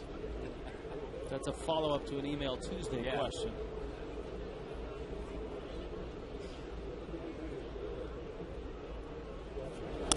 By the way, before the ball game, Nancy Olson and the Marlins Community Foundation presented a check for $4,200 to the Jackie Robinson Foundation. That's just part of the money they expect to raise with the jerseys. And the player that was chosen in the check presentation was Cameron Maben. And he responds with a home run tonight. Ah, that's nice. Yeah, the Jackie Robinson Foundation, established in 1973 by Rachel Robinson. Swing and a miss. And safe at second with a stolen base. Dickerson. Third stolen base tonight for the Reds. Dickerson has 2, and the other Joey Votto. All with pretty good jumps.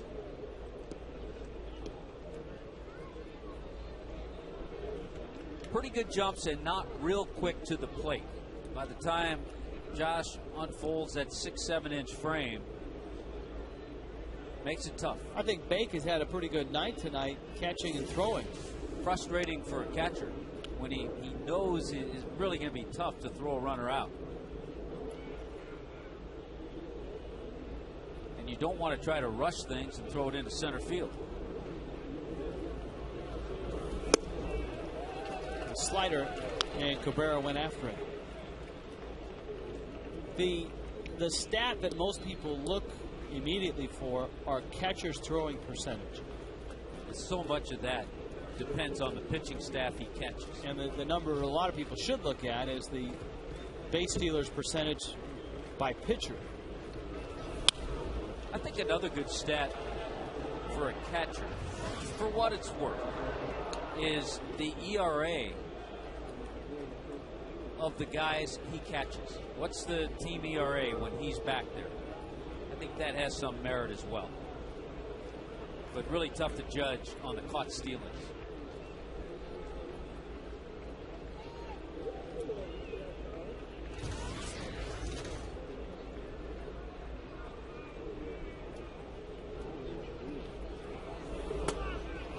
Speaking of catchers, former Marlins catcher Matt Trainer up with the Texas Rangers had a couple of hits.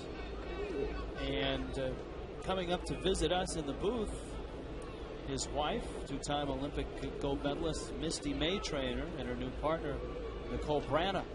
They will be here later on in the ball game at a volleyball event in Fort Lauderdale this weekend. Maben with the catch. Dickerson races into third.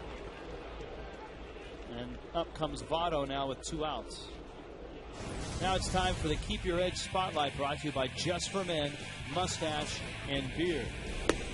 So far tonight, it's been Josh Johnson. Yeah, I think we've seen better outings each time. I think this is better than the previous 2. He's piled up 8 strikeouts. He's had good stuff. I think the only area that's hurting him tonight is the pitch count, because he at best is going to give Freddie 6 innings. Just as Josh Johnson gives the Marlins the edge, you too can keep your edge with Just for Men, Mustache, and Beard.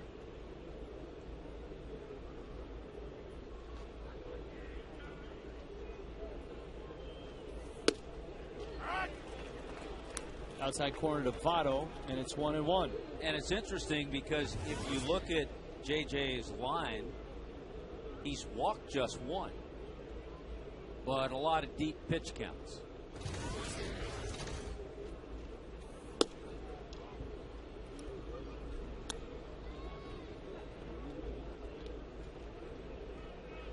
Two and 1.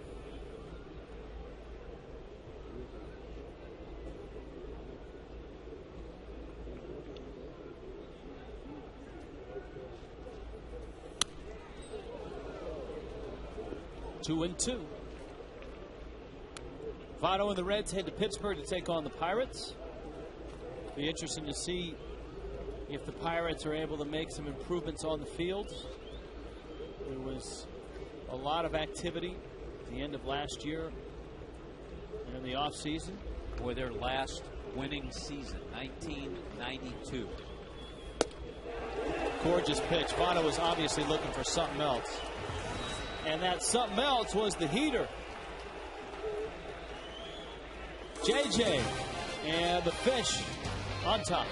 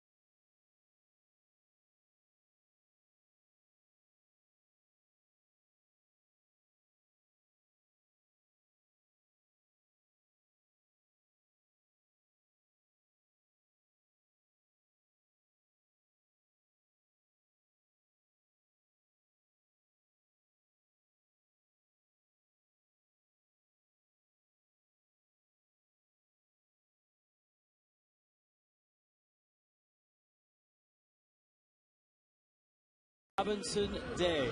And our Geico quote of the day comes from Andre Dawson. Yeah, like, you know, he had to endure a lot, and you have to marvel at the courage he had to display. Some of the things that he had to endure, you can't really begin to imagine, especially at this point in time. But, you know, he did it when it was very difficult, and that's why you really, really have to understand the history of the game and the significance and the importance of why he is an icon. Indeed. And, of course, Andre Dawson getting ready for the Hall of Fame. I wonder at what point does Hawk start working on his speech? He's given it some thought already. Oh, I'm sure. One of the first things you think about when you get the word. But when you start putting pen to paper or words to the laptop,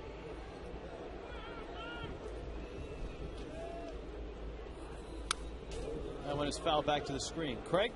Yeah, I talked a little bit about that with the Hawk. He said he has maybe 2/3, 3/4 of it finished already, and he's going to really pay homage to the people like his parents that meant so much to him. Not finished, though. Probably a working script.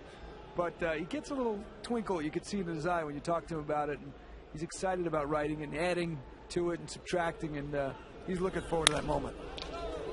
Hanley taps that one into right field. And Hanley Ramirez leads off the bottom of the fifth with his first hit of the game. He's 1 for 2. Well, you could tell, too, listening to Hawk's comments, Jackie Robinson had such an influence on so many. And Dusty Baker even said that earlier. We were talking about Jackie Robinson. He said he used to hear stories from Hank Aaron. Hank Aaron saw Jackie play. Hank was a teenager.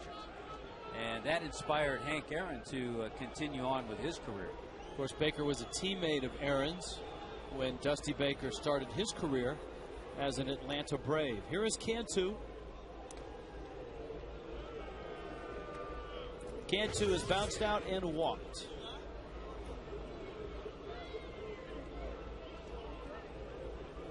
And Hanley is a threat to run. He has a stolen base this year.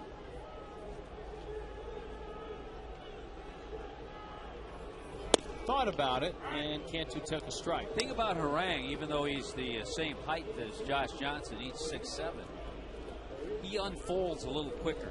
He gives you a little more of a slide step to the plate, so he's a little bit quicker to the plate.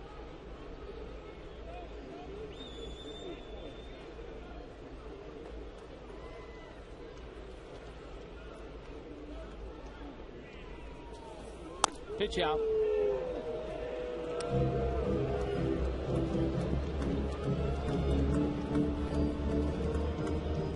Joe Espada. And he took a quick look over to Dave Collins.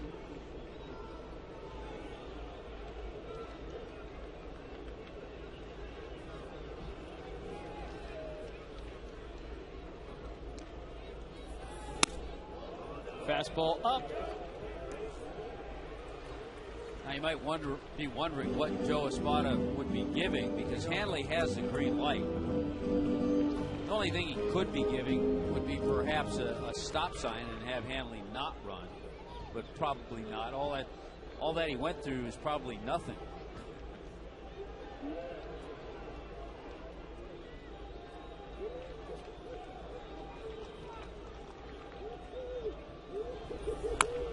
People may ask, well, why go through the motions if you're just doing nothing?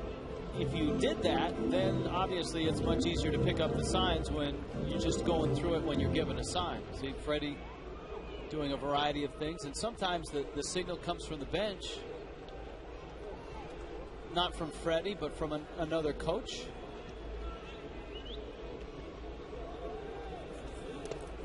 In the dirt, Hanley's going to get to second. And now he's in scoring position. And the count's full to Cantu. I think one of the best things running-wise the Marlins have done early this year has been take advantage of pitches like this. And you're taught as soon as that ball, you see it hit the dirt, go ahead and go. 90% of the time, the catcher's not going to throw you out. So now he's in scoring position. The only trouble is the 3-2 pitch coming.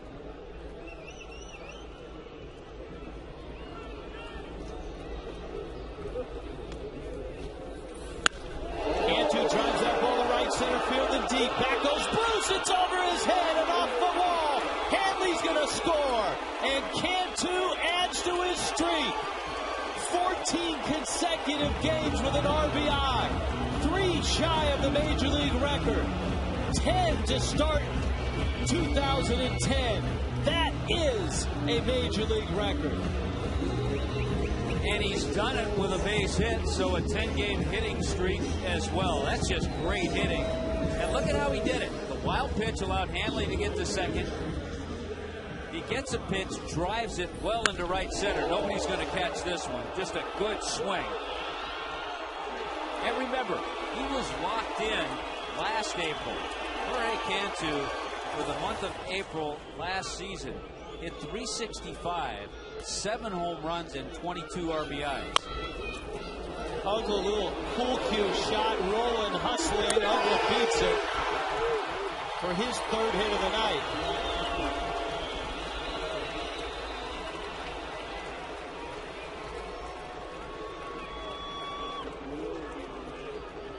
And all of a sudden, 1st and 3rd, nobody out. All of a sudden, Brian Price is on his way back out to the mound. There are many times during the season you get robbed on a line drive right at somebody. So you love these little tappers. Even the Gold Glover Scott Rowland can't make it. He almost made the play, but alert base running because as Rowland came in to field that ball, Jorge Cantu was the runner at second. He saw that. 3rd base was open, and he scampered over to 3rd.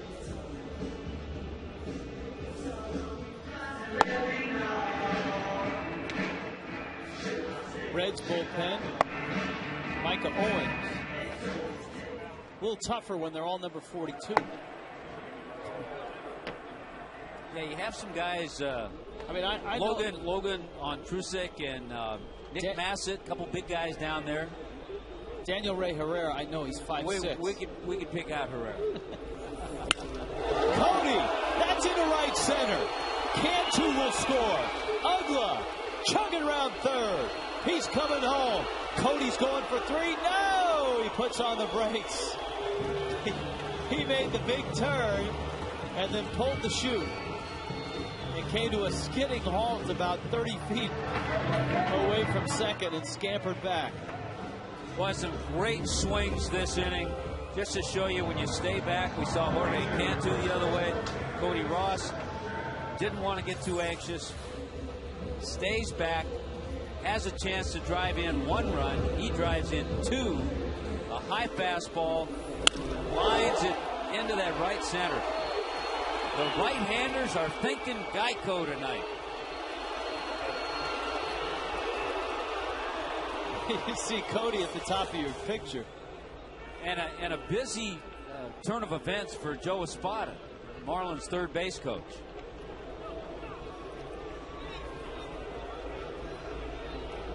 Here is Gabby. He doesn't have to worry about Cantu. He's at 3rd. He gets down the line. He sees Dan Ugla, watches the ball, waves Ugla home, then has to get back and put the brakes on Cody.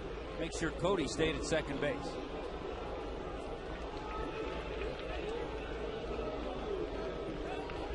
Here comes Dusty Baker on his way out, and he has seen enough of his big horse, Aaron Harang. The Marlins have roughed him up.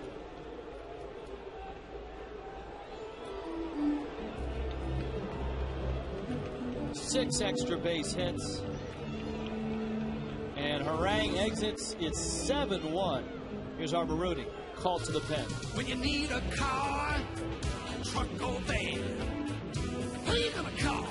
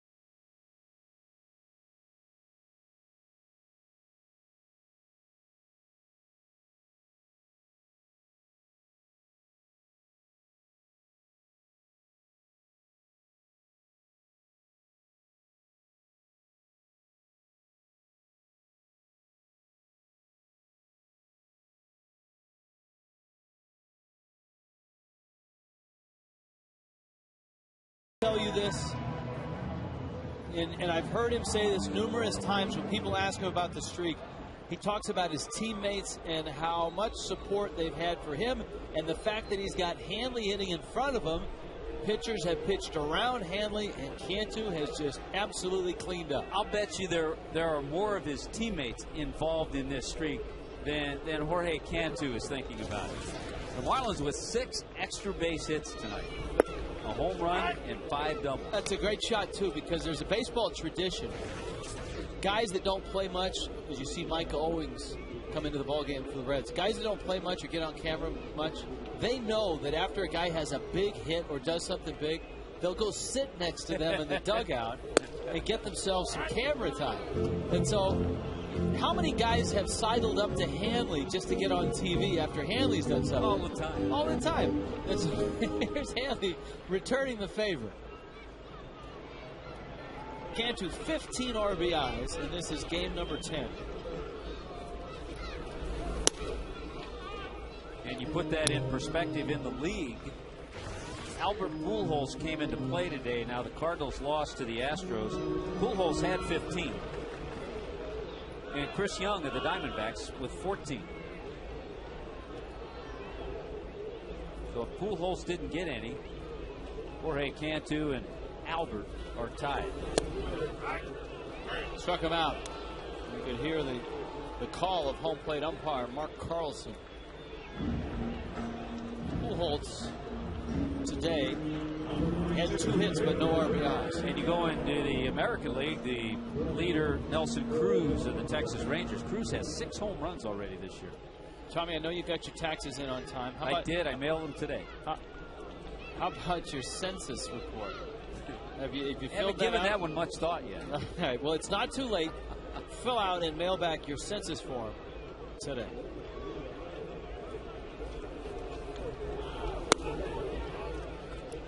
Brett Carroll takes down low.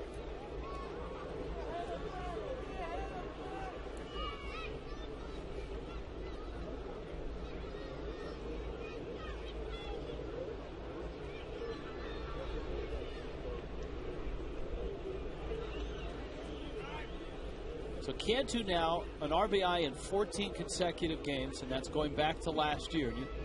Major League Baseball will do that in records, hit streaks, and consecutive game streaks, and this is certainly one of them, consecutive games with an RBI.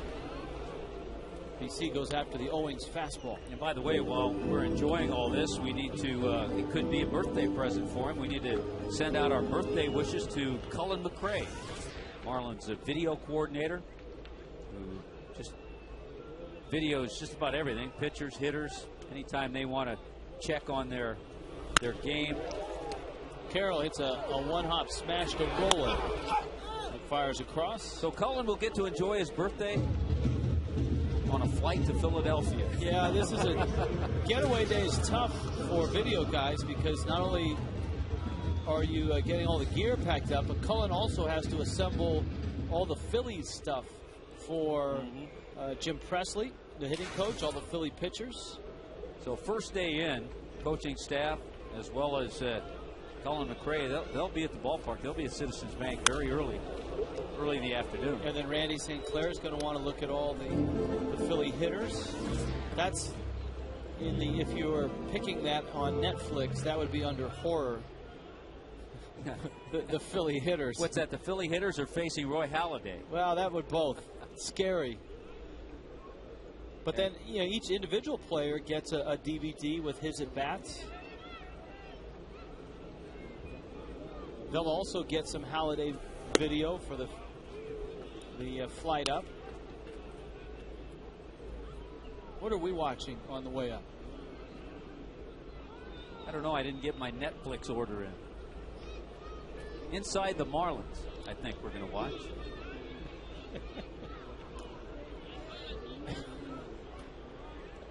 Here's the 1-1, and it's inside.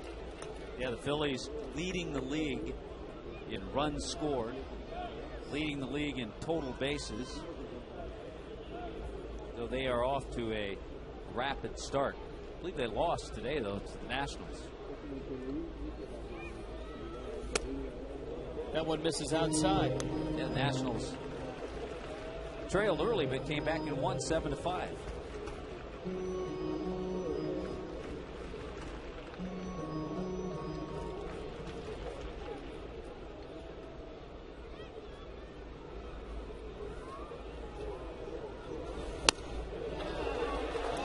And Owings misses and loses Josh Johnson.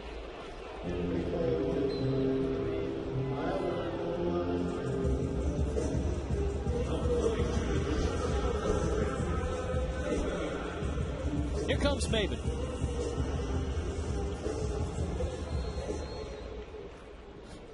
Actually, I happen to have a couple of movies for us to watch. And I see that. Good choices. Modern marvels, baseball parks, and When It Was a Game. Yeah, a couple documentaries. Yeah. When It Was a Game is great. I've seen that. That's mostly in the 50s. Yep. Home movies. Yeah. Maven now. Takes low and outside. Big inning for the Fish. 3 runs across. Hanley, a single. Cantu, an RBI double. Ugla, a single. Cody Ross, a 2-run double. Little breaking ball that misses. Maven is 2 for 3. Homered, singled, and struck out. That would be Cody. That would be JJ. Second time tonight, the Marlins have sent 8 men to the plate in an inning.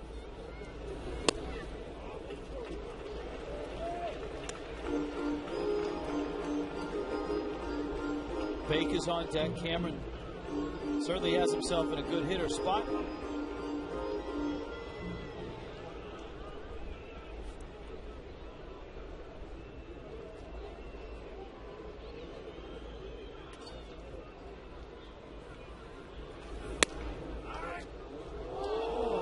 A late strike call.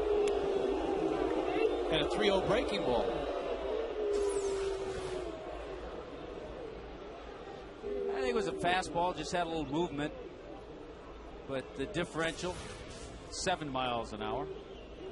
And as you saw with Fox Tracks, it was outside. It was as bad as my pitch identification. Here's the 3-1. It's outside. Hey, speaking of pitch identification. Yes. There's been a lot of controversy with Joe West in talking about how he hated the Yankees Red Sox series, saying the games are too long. You know what? Joe West was behind the plate today in that Washington-Philadelphia game. There were 14 walks in the game. The Phillies issued 9, the Nationals 5. So I think if Joe West expanded his strike zone a little bit, he could help the process. There's a waistline and punch line in there somewhere too, but I'm not going there. 7-1. Marlins on top. Bags are loaded, and John Baker's coming up.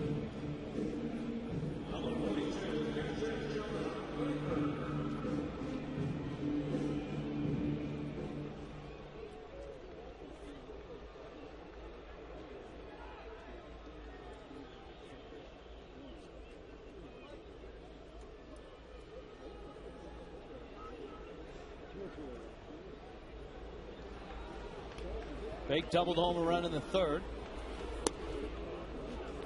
Good guy to have up with Owings struggling. He's walked JJ and Maven. And that's after retiring the first 2 hitters he faced, Gabby Sanchez and Brett Carroll.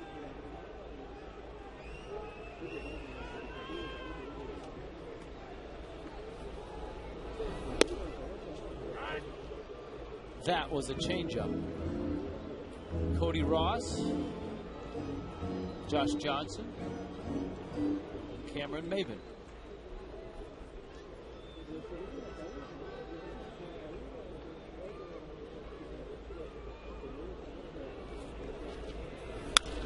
Baker into right field. That's a base hit. Ross will score. No need to send JJ. Last thing you want to do is have him have to slide at the plate. Plus the score is now 8-1. Well, another 2-hit night for John Baker. Another RBI. He doubled home run in the 3rd. So good swing. Marlins just keep the line moving. Good adjustment with his hands, too, on that pitch that came inside.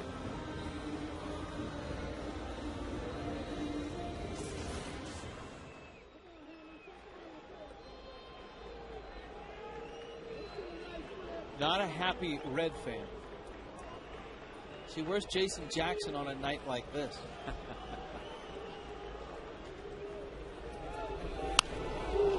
Hanley fouls a pitch back. That's right, the Heat getting ready to open their series against Boston. That is a Saturday matchup, and Game 1 is on Sun Sports. It starts at 7:30 with Heat Live. And good luck to the Miami Heat in their first round matchup with the Celtics.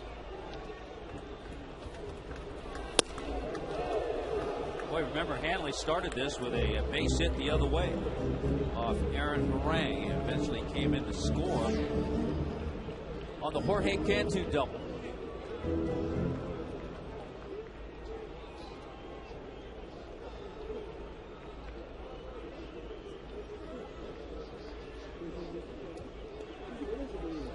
Bags loaded.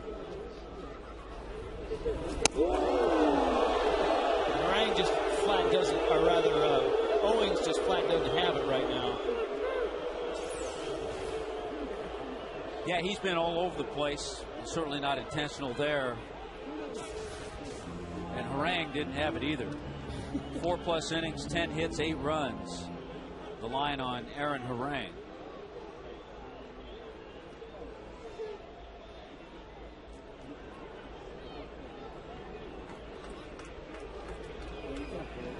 Two-one. On a hop, Cabrera to Phillips in time, but the Marlins cash in with 4 runs. They chase Harang, and Jorge Cantu adds to his major league record.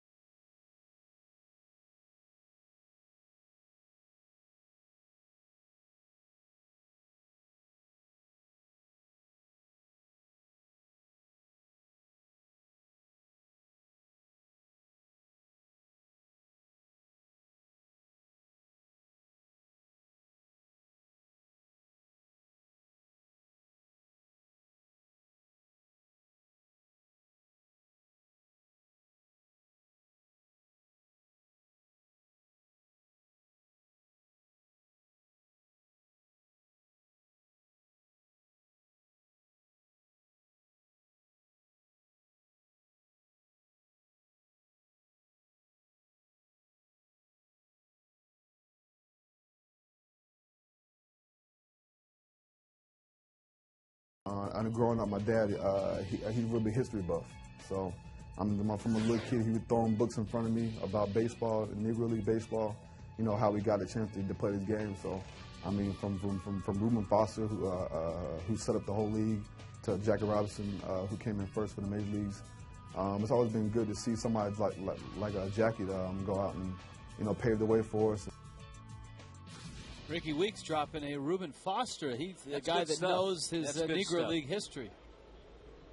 So he played at Southern University, was a Golden Spikes Award winner. I think he hit over 450 his last 2 years there. He had an incredible collegiate career.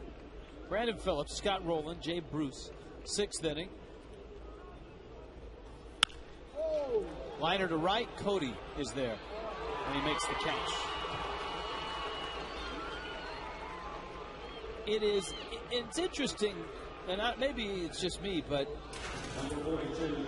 the reaction when a ball is hit to right field, your initial reaction is that may be a tough play, and you forget Cody Ross is out there as center fielder. And the Marlins have just glides after balls, by the way. And the Marlins have had issues in right field the past few years. And having Cody out there is a big upgrade. Here's Roland.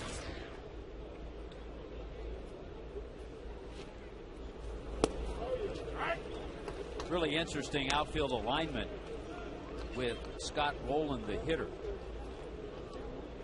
They're giving him the lines.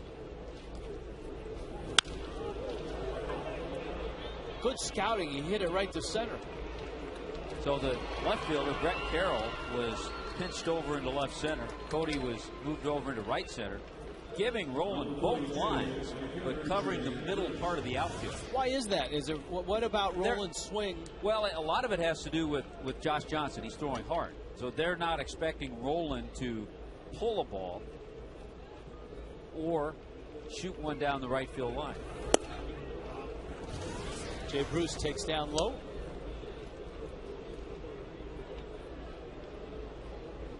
Bruce, young outfielder for the Reds. He is just 23. Beaumont, Texas is home. Hey, by the way, the good news for Josh Johnson, a short inning in the 5th, low pitch, a couple of quick outs here, so his pitch count now at 100. This is the first time Josh has gone this deep into a game, and he's actually, the last couple of innings, been a little more consistent. Chris Bolstad, as you noted, said he didn't even realize he had gone to 117, and he thought it might have been because the weather was cool and not real hot, which in 2012 will be nice that Marlins starting pitchers don't have to pitch in 95. Oh, those day games. Oh, oh yeah.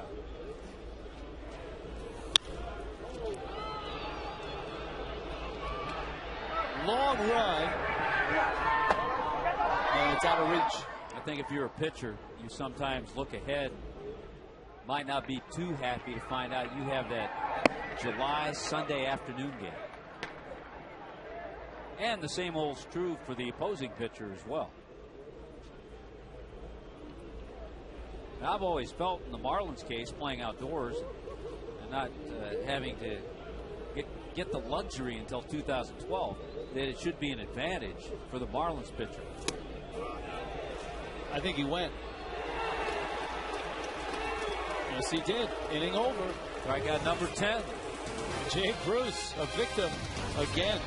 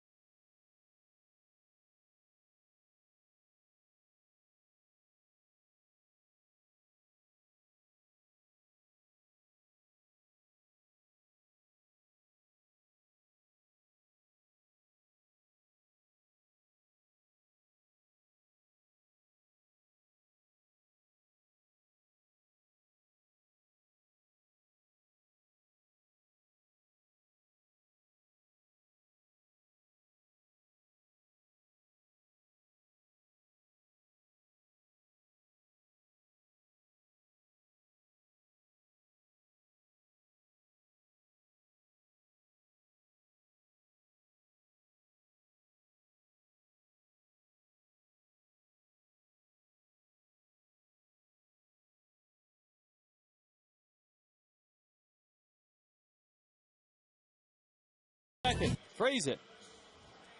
With nobody out, driving it to the right side and driving it in the gap, extending his major league record to open a season with RBIs in 10 consecutive games, stretching his streak to 14 games in a row with an RBI. Going back to last year, he is 3 shy of the major league record.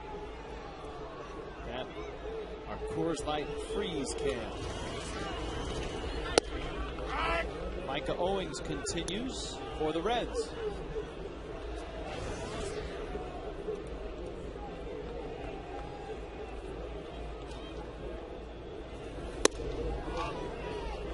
A couple of changes for Dusty Baker. Paul Yanish comes in to play third base. Miguel Cairo, a couple of his bench guys, he wants to get them an at-bat or two. He accomplishes a couple of things. They'll get some at-bats. Roland and Votto will get a chance to get a little breather. And I think ever so important early in the season. And I think we could see some moves by Freddie in Philadelphia. I think Wes Helms will probably get a start in one of those games against the lefty. I think we could see Mike Lamb get a start in one of the weekend games. Marlins are hoping they'll see Chris Coghlan back.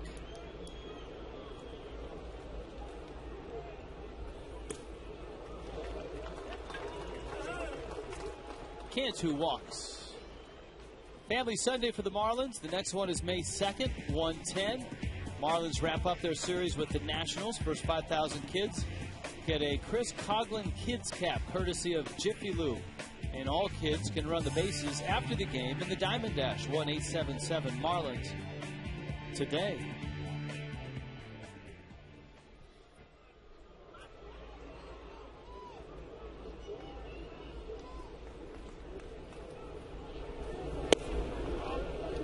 Douglas had a big night. 3 hits, 2 runs, driven in 1.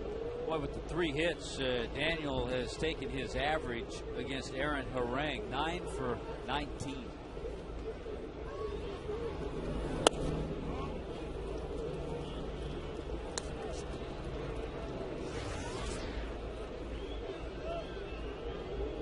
It's going to be interesting when the Marlins see the Reds in August, where the Reds might stand in the Central. I think everybody has picked either the Cardinals or the Cubs, with maybe Milwaukee in hot pursuit. The Reds have been noted as a possible dark horse. With the Cardinals losing today to Houston, the Cardinals are 6-3 now on the year.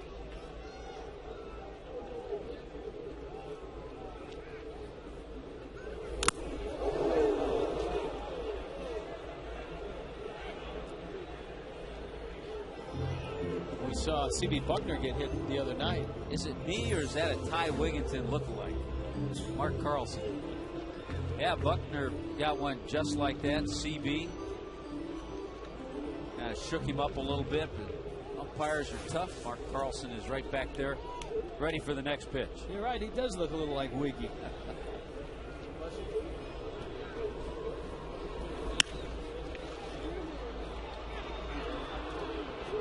Uggla pokes it out of play. I think we've talked about the Reds and their pitching staff, certainly the Cardinals, who we see all spring. Ironically, the Marlins play the Cardinals more in the spring than they do in the regular season. But with Chris Carpenter, Adam Wainwright, Kyle Loesch, Brad Penny. Penny had a nice game last night for St. Louis. The Marlins road trip to St. Louis is the shortest series, I think, ever in one city. It's a night game followed by a day game, and that's it.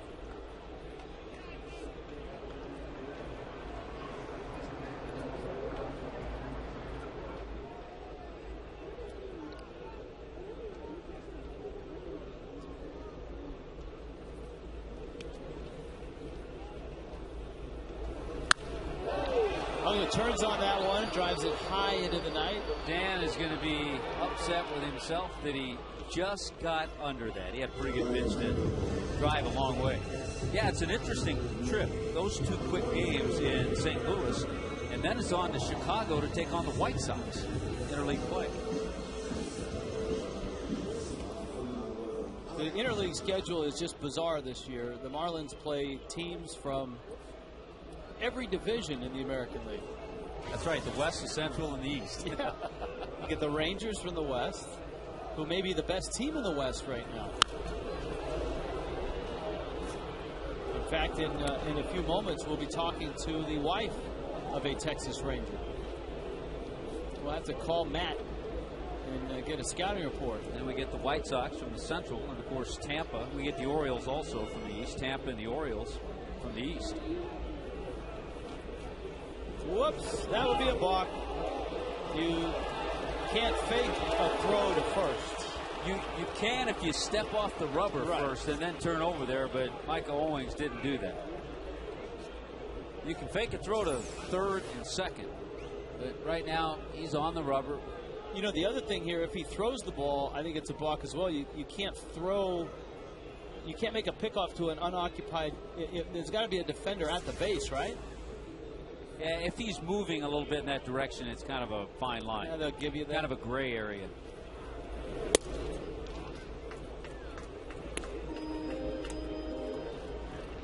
But I think we're getting to the point, we were talking about this the other night, where Freddie can maybe relax, maybe think a little laugher and not have the tension that he's had. Maybe a Chris LaRue night. Might see Chris LaRue. Looks like we're going to see Clay Hensley.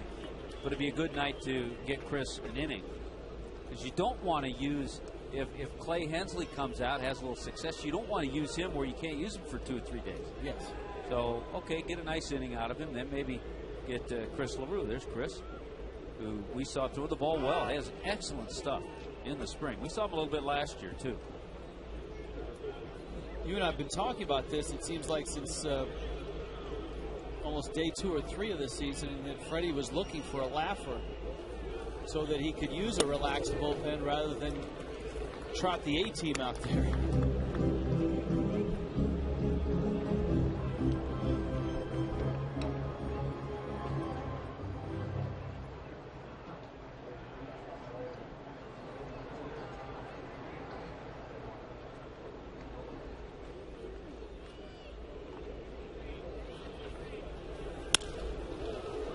Cody fouls it back. Ross's last at bat was a 2-run double. Has struck out and bounced out.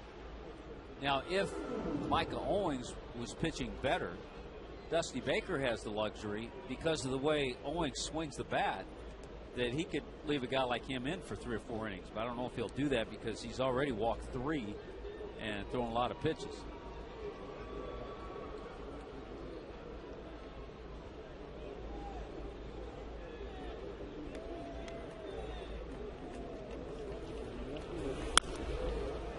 Cody fouls that one back.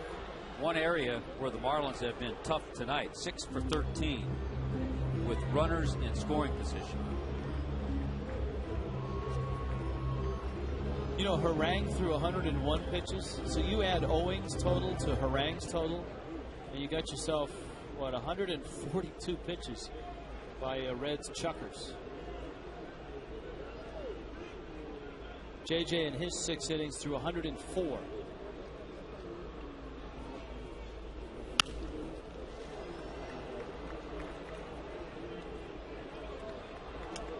There were a few pitches thrown in that Diamondbacks Dodgers 11-inning game last night in LA. Just under 5 hours.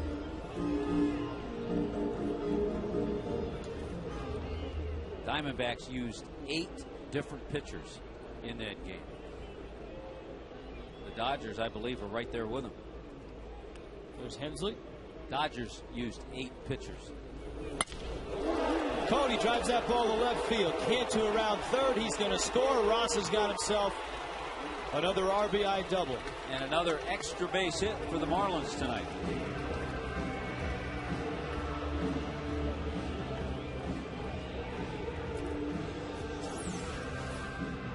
It's a good battle. I think Cody didn't square this one up perfectly, but hit it well enough. It didn't have that good sound, but boy, stung it into the left center field gap. But how about his 2 doubles tonight? One to right center, this one to left center.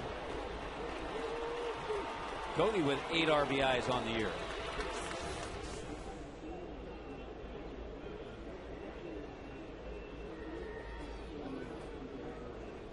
Gabby Sanchez. And the Reds do have somebody up in their bullpen.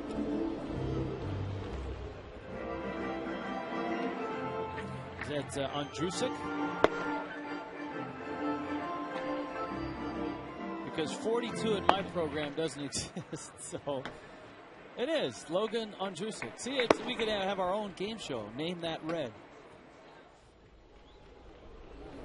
By the way, the 9 runs, the most runs the Marlins have scored in a game. Had Dodgers Diamondbacks on my mind.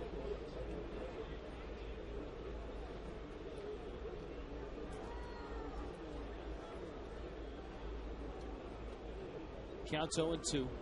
1 out.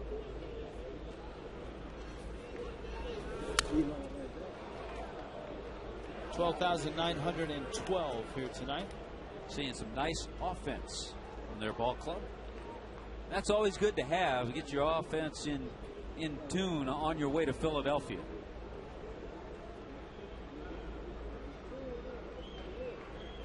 We're just hopeful that we don't get the usual weather in Philly.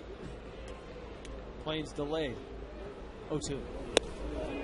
I think he went. When you're up 9-1, anything close, you win.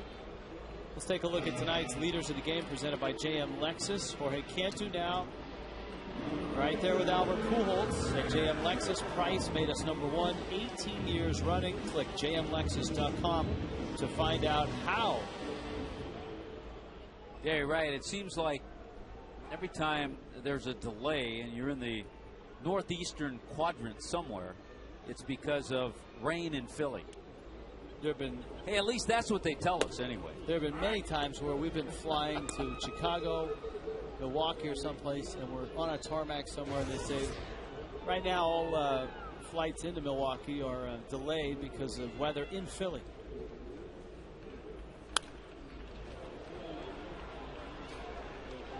Oh, 2.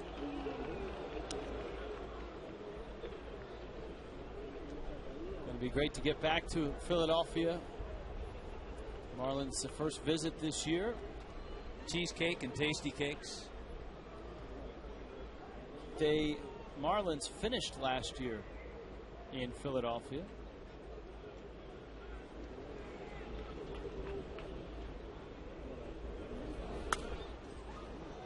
That one's fouled back. There it is. There's your cheesesteaks. And there's your Ryan Howard, the Fanatic. The Fanatic, he'll be in full swing. He'll be hassling Craig. Oh, Glenn, we're going to Houston. El Caballo Nation. And we finish a mile high. At beautiful Coors Field. Tommy's favorite mascot. Dinger.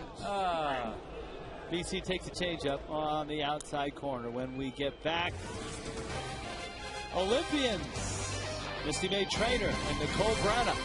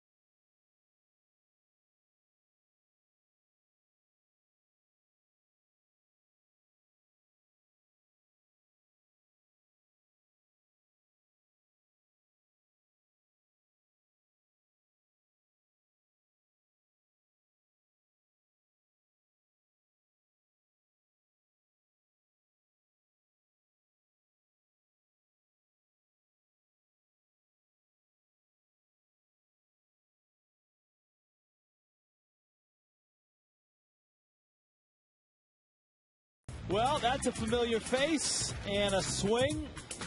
Misty May Trainer, who has dominated beach volleyball with her partner, Carrie Walsh. She has a new partner who is here, Nicole Branna, an Olympian yourself in 2008. And I know you guys are in town. Welcome to the booth first. You're in town for a big event in Fort Lauderdale this weekend. Yes, we are so excited getting the AVP Tour back rolling again, and we're going to be at the Fort Lauderdale Beach Park. So you got to come check us out. We're a new team. We need fan support. That's right. Come out, 2 Olympians, 2 beautiful faces. You got to tell us about the new combo, the new team. How's that going?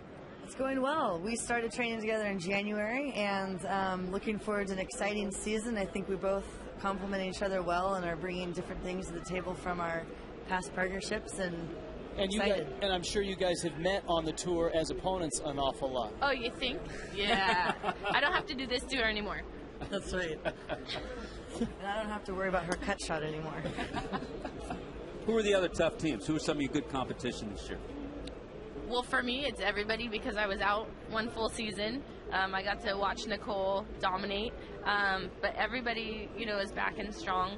Kessie Ross, our strong team, both here in the States and internationally. Tyra Turner and Angie Akers. Her former partner, Elaine Youngs, is back with Rachel Wacholder, and they were a strong team when they competed before. And we're doing well. So we want to go out there, and it's going to be a battle every weekend. Clay Hensley is in right now. Now the tour, tell us about the tour and where it's taking you this summer. Well, this weekend we start here in Fort Lauderdale. We've got a new sponsor, Nivea, so we are excited for the AVP Nivea Tour. And we're going to Santa Barbara. We have several events in California, in Malibu, Huntington Beach, Hermosa Beach, our biggest one, Manhattan Beach. Cincinnati, Chicago. we're in Cincinnati. See, now wait a minute. Now, That's right. You can throw out Cincinnati. We're Manhattan Beach, Santa Barbara, come on. And we're going to Philly, Houston, and Denver. I don't know, it's a toss-up. You guys could follow us around if you'd rather. Well, the good news, and we got it last week, is that Matt is up with the Texas Rangers right now. Yes, it's been great for him. It's something he's had to learn, especially coming off an injury, that you got to take a step back, and he's just got to enjoy the game and play. And I told him things will happen, and every time that he steps off the field, I said, "Are you okay? How are you feeling?"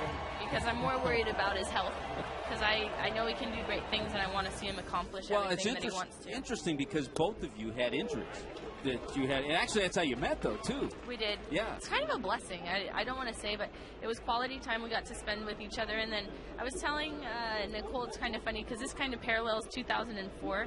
Matt and I met, at physical therapy, but also like our engagement happened around this time, and then Fort Lauderdale was one of the first stops. And well, we hope he hangs in there because we actually play the Rangers this year, so we get a chance to see one of our good buddies. Yeah, he missed everybody. He said, for me, whoever I run into, tell him hi. I didn't see many of the players, but I know he wishes them luck.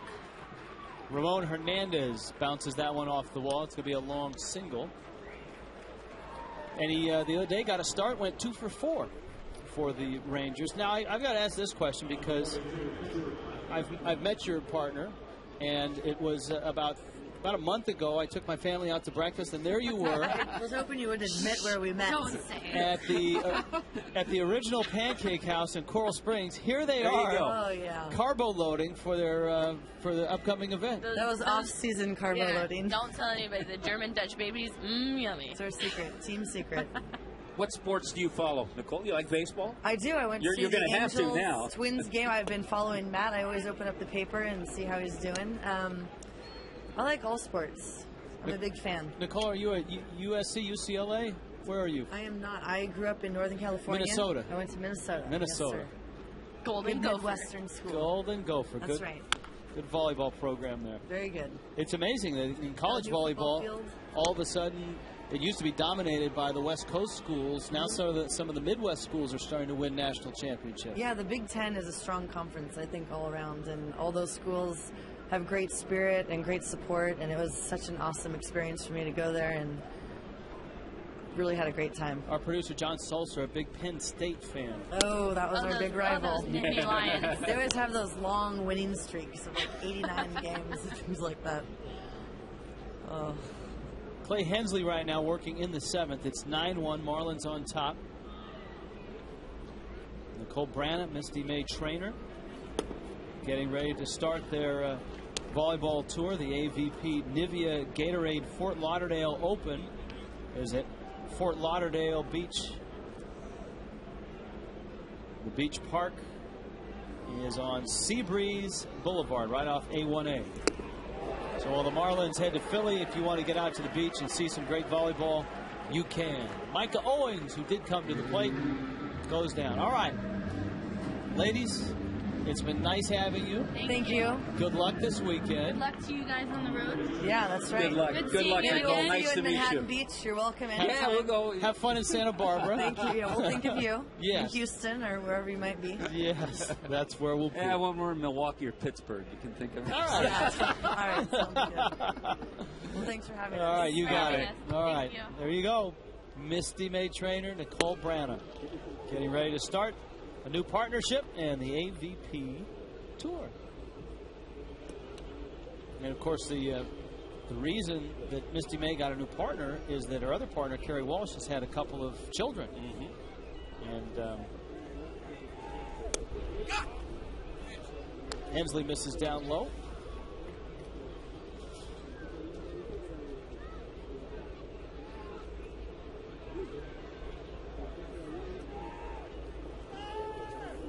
See, some would think, Tommy, that we do get dignitaries that come to the booth. Some of the more famous in the last year, Regis Philbin, Dwayne Wade. Dwayne Wade up here. But I think the highlight for me has got to be the Bengals and the professional volleyball players. It's just me, but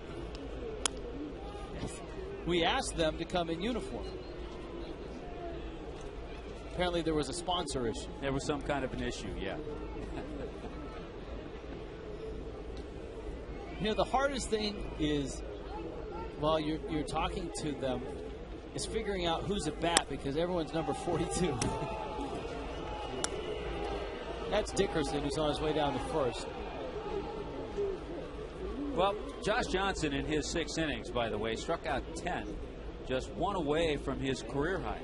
11, his career high. Clay Hensley, a couple of strikeouts here in this inning, so the Reds have struck out 12 times so far tonight.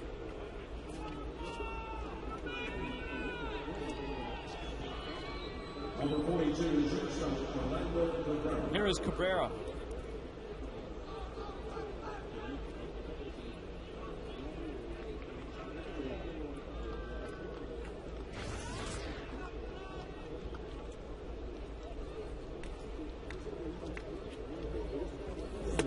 Hensley misses down low. Well, Hensley has now thrown 20 pitches.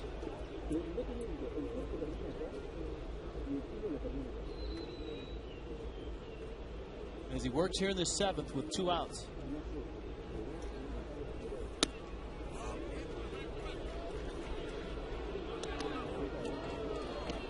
He's gone 2-0 on a guy that can hurt you. Orlando Cabrera, RBI double. Randy St. Clair watching.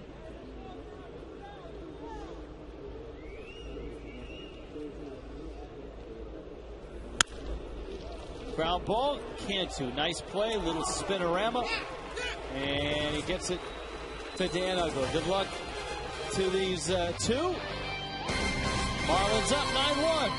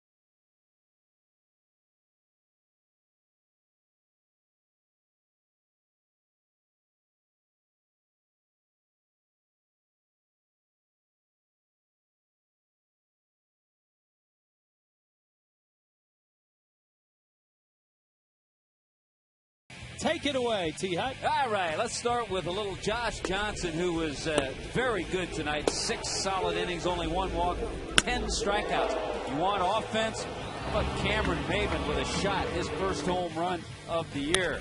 How about some more offense? Hanley Ramirez continuing his streak. Jorge Cantu, 10 consecutive games with a hit and RBI this year. Cody Ross, 2 doubles, 3 RBIs tonight. John Baker, a couple of base hits, a double and a single, a couple of RBIs. Yeah, he liked it. And to carry that even further for Jorge Cantu, now 14 consecutive games, going back to last year with an RBI. And there is Logan Ondrusek. That's 3 shy of the Major League record. He'll have to go for it in Philly. It's not a bad ballpark to go after it in. However, he's got to face Roy Halladay tomorrow. Ondrusek, this is inside, and Clay Hensley's getting an AB here.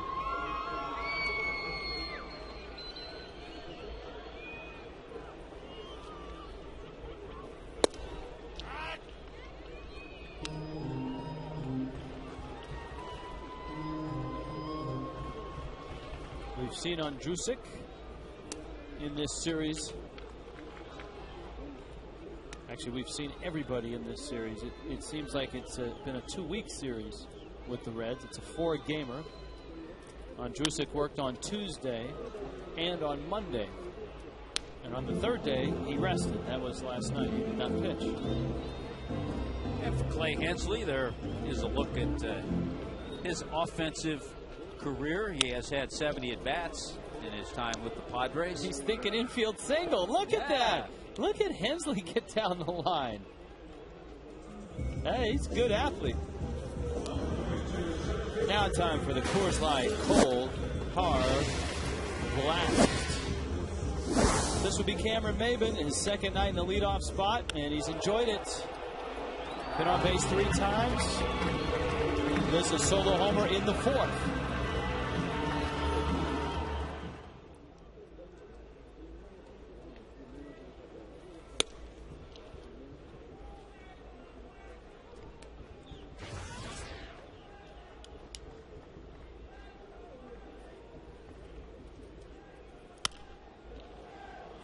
Maben lofts it foul.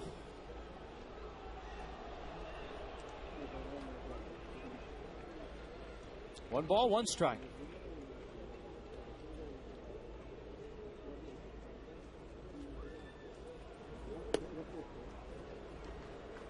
Let's check in with Craig Minervini. Craig?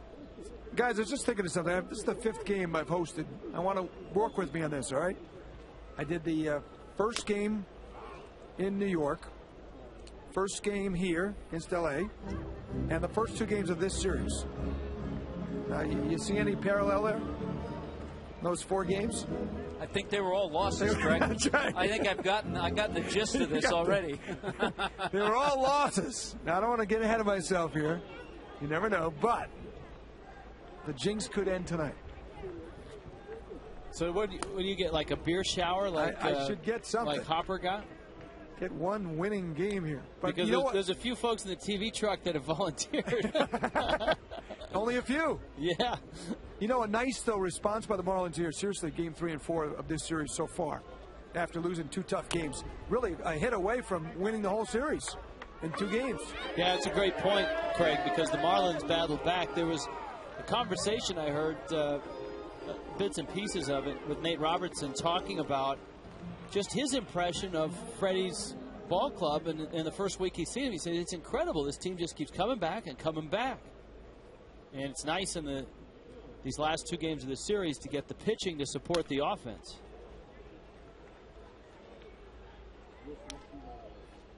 And you mentioned it. There's Nate with Chris Coughlin. You mentioned it at the beginning of the telecast tonight. The Marlins were able to put things together with a solid start. Good bullpen last night. Added to that, good offense. And they've kind of done the same thing here tonight.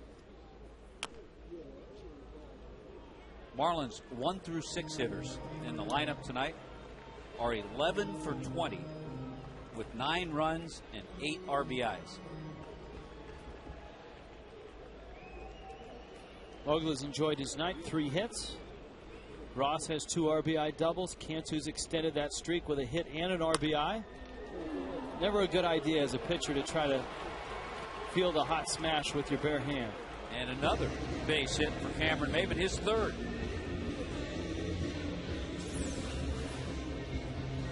This one had some terrific top spin.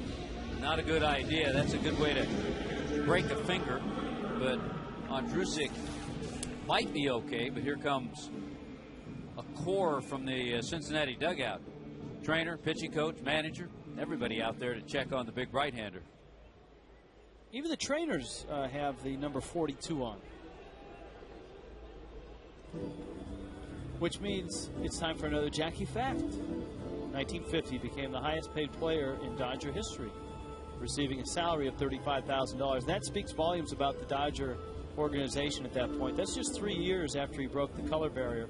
For them to make him the highest paid player is something. Well, I tell you what he did in 1949 to deserve that. He hit .342, had 16 home runs, and 124 RBIs.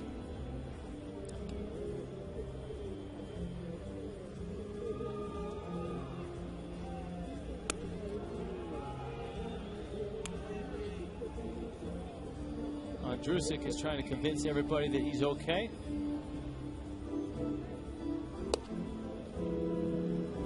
I think there's not only the guys out on the mound want to know he's okay, but the next guy at the plate wants to make sure he's okay. Because the last thing you want as a hitter is going up there with a guy who's got numbness in his fingers. And so John Baker was watching just as intently as Dusty Baker. Everybody in the starting lineup, with the exception of Brett Carroll, with at least 1 base hit tonight, too.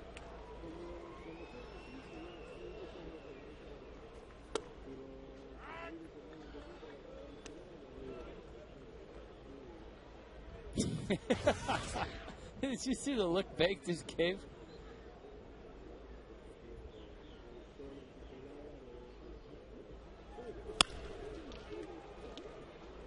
Phillips Cabrera in time on double play. Bake will have to settle for a 2-hit night so far. 9-1 Fish.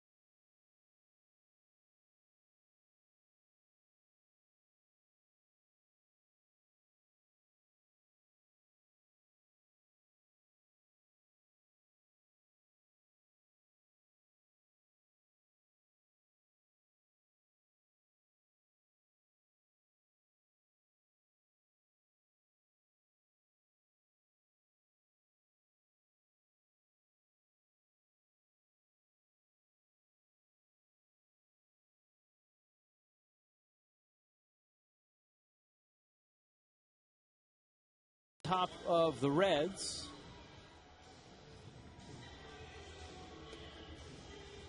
He is here. Jason Jackson is a true Reds fan. Singing along here between innings. And, of course, Miami Heat playoff action is on Sun Sports. Dwayne Wade and the Heat taking on the Celtics.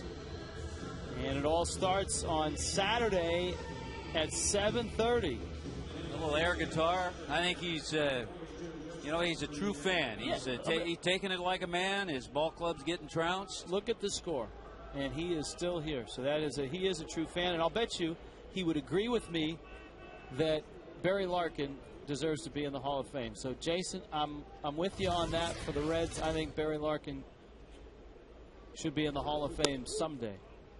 And good luck to you and the rest of the folks on the broadcast crew as you head to Boston. Well, we told you the veteran Miguel Cairo came into the game at first base, so he gets his first AB. This guy's had a nice career. Played with a lot of ball clubs. Can play all the infield positions.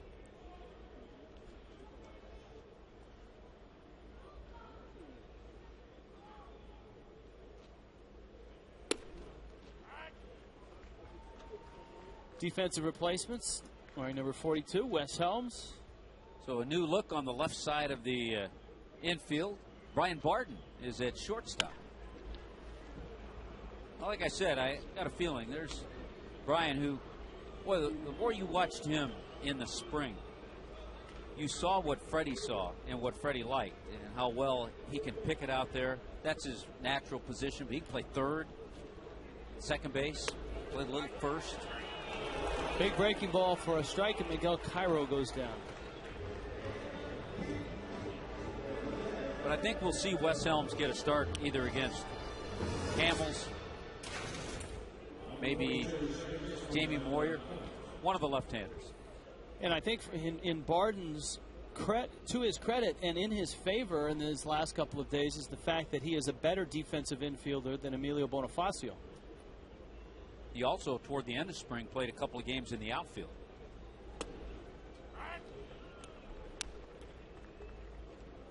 A strike to Brandon Phillips. So good man to have on the ball club.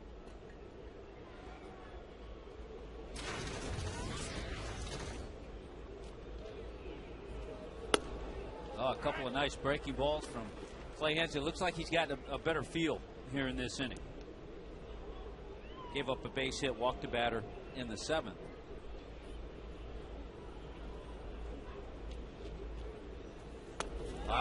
Then brought that fastball on the outer part of the plate.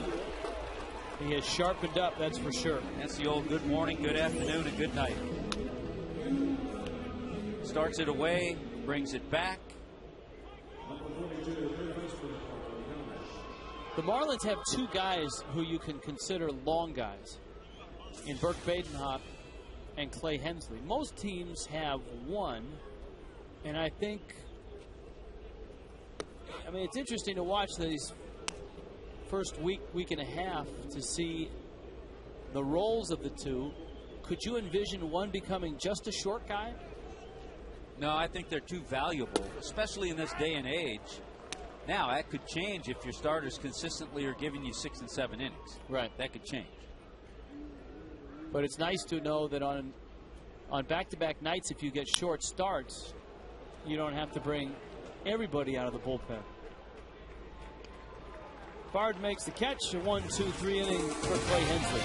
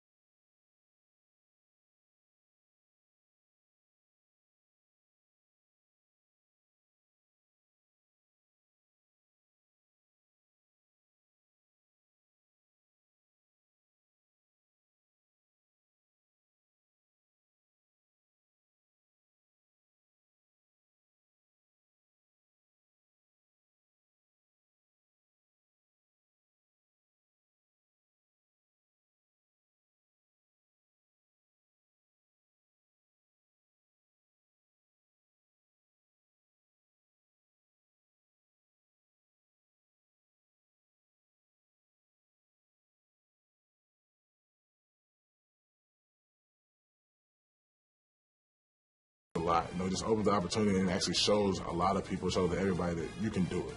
It doesn't have to be one race, doesn't have to be one type of person, you know, a certain culture or anything like that. And for the game of baseball, Jackie Robinson's done a lot. Red-hot rookie of the Atlanta Braves talking about Jackie Robinson Day. Rich Waltz, Tommy Hutton, Craig Minervini, John Sulzer, our producer, Jim Holly, our director, Kenny Lee, our graphics coordinator, Bobby Grossman, our pregame producer. On a night where the offense has gone off for the Fish, the Marlins have a 9-1 lead. And here is Barden getting in at bat. Everybody has stayed so healthy that Barden really hasn't been called upon to start this season. No, he hasn't had many opportunities, just one at bat. He's been in 3 games, but brief appearances. Which even for the seasoned veteran is almost an impossible task to stay sharp.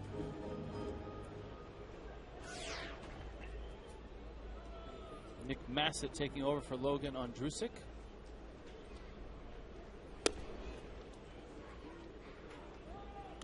Now, we told you earlier last week the tremendous start. Chris LaRue getting ready that Barden had the season last year, an unbelievable month of April. Hit 385 at 3 home runs for the Cardinals.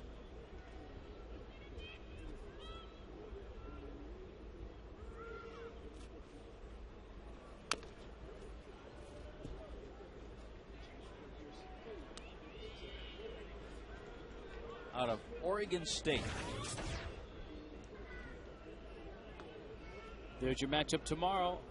Anibal Sanchez against Roy Halladay. Barden played in Corvallis for the Beavers before they won their national championships, but certainly takes a lot of pride in that program. Ball in the dirt. He's hustling to first. He's going to get there. Wild pitch. A strikeout for Massett. Fans, don't miss your chance to lock in priority seating in the new Marlins ballpark.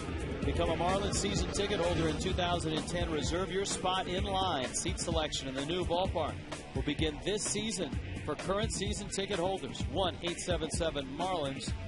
The number to call today. That's the blimp shot that looks so cool on opening day.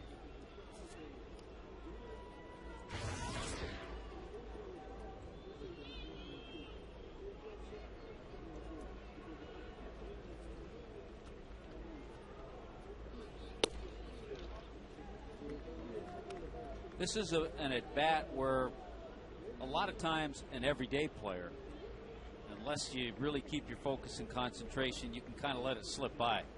But a guy like Wes Helms, he's going to use this at-bat to try to go up there, do what he always does to just not get out of that mode. Like that. Just like that.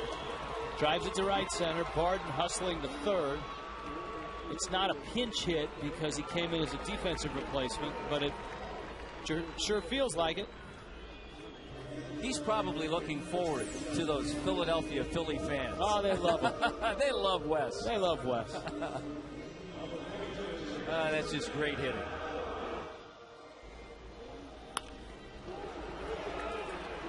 But see, that at bat, and what I'm trying to say is that at bat means a lot more to him than maybe to a guy who's going to get 500-600 at bats during the year. Well, because late in the game, he approaches it like a big pinch hitting appearance, which isn't easy to do when you have the score 9-1 right now. Uggla's up. Daniels got 3 hits. In his case, it is though. That's the beauty of Uncle Wes. And that just rubs off on all the other guys who aren't in the everyday lineup. Uggla sends that to the deepest part of the ballpark, and he's going to pick up an RBI. A sacrifice fly. Uggla's second run driven in of the night. Time out for our Toyota trend. Toyota moving forward. Since August 24, 2007, the Reds have won 13 of 18 against the Marlins, 4 of 7 in South Florida. They've been exceptionally tough the last couple of years. Last 3 years, the Marlins are 2-9 at Great American Ballpark. That's been a tough place for them to win. Big night for Cody. That's 3 hits.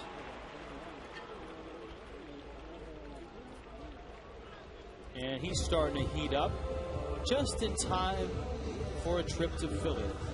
And don't forget, the Marlins will be stopping in Colorado, which has kind of been his personal playground. Usually gets a lot of family coming into from New Mexico into Coors Field. His brother's band was playing there last year. Yeah, that's right. Greg had a nice chat with him in the stands. I think Craig went to the concert.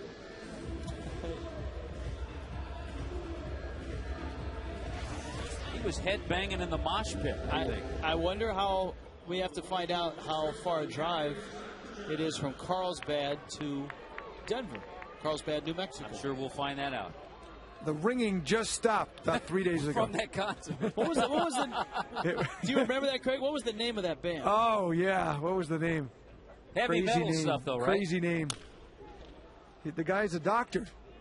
Cody's brother's, I think, a radiologist. Yeah, and he's got the band. That's right. And he has a band, and it's got a weird name. And the funny thing is it's not a country western band because Cody's father was a cowboy, right? I mean, I thought it was going to be, pop culture. It's heavy metal.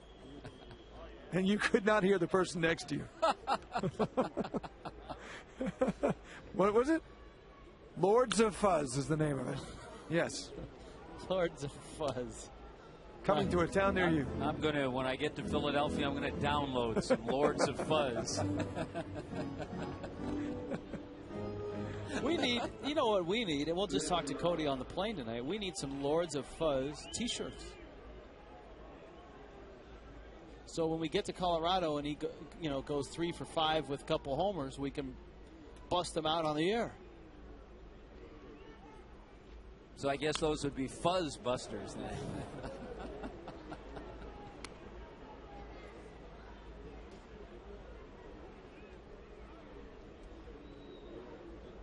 Gabby Sanchez up with runners first and second.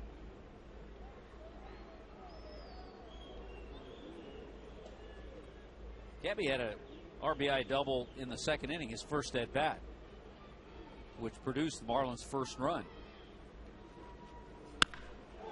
Boy, he smokes that one. And that's not a double play, but I don't think you can hit the ball much harder. Wow. Those you remember, and you hope you can make them up with a little bloop single every once in a while, an infield base hit. But it always seems like you hit more of those than the others.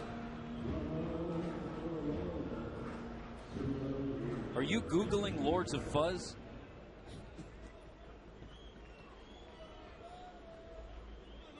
No, but I will. Because it's 10-1.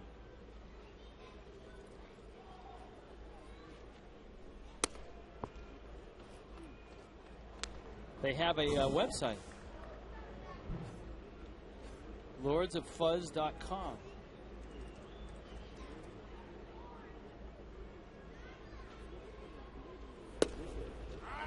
BC 0 for 4. He's hit the ball hard a couple times.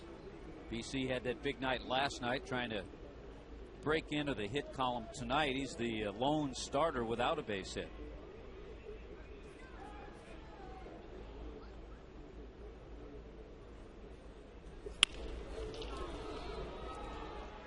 Nice pickup at third, and the out recorded at second base. Inning over. Marlins need 3 outs to finish this one.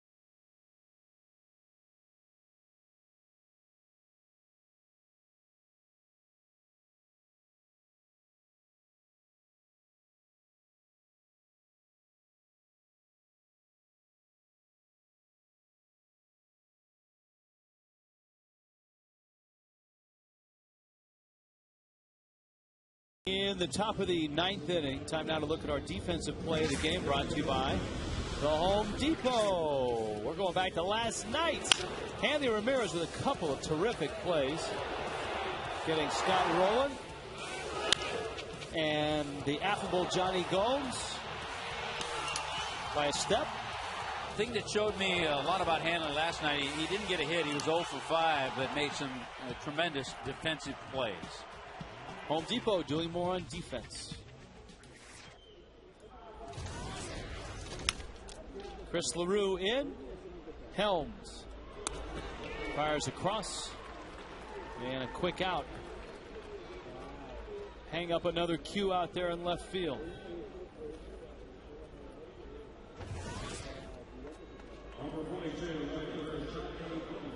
Johnny Gomes now. Those were the numbers last year.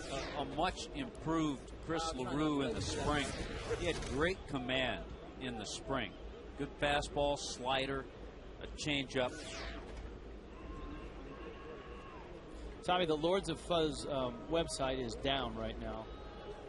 But you can find him on Facebook and MySpace. That ball's hit hard enough to get all the way out into the triangle, 434 feet from home plate. Look at Johnny Gomes. Chugging in with a triple.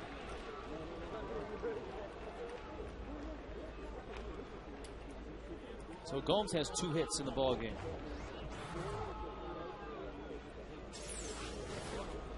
Well, we talked about how aggressive Gomes is. He doesn't let too many pitches go by. And this is the deepest part of the ballpark out at the triangle, and it allows Johnny Gomes to get himself a triple. Ramon Hernandez is up.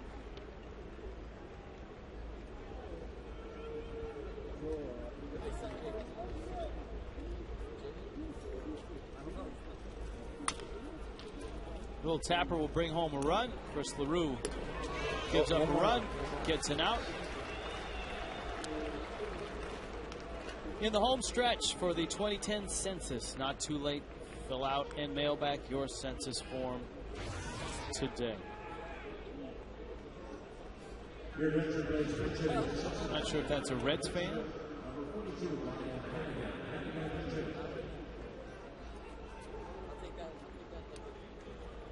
Or if he's just sad that the homestand is coming to a close.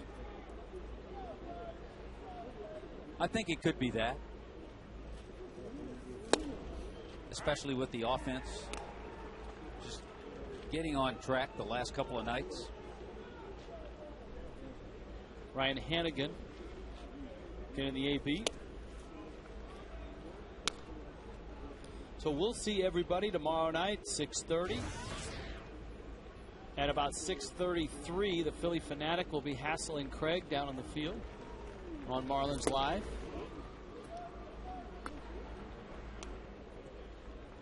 Roy Halladay will be throwing out the unceremonial first pitch about 7:07.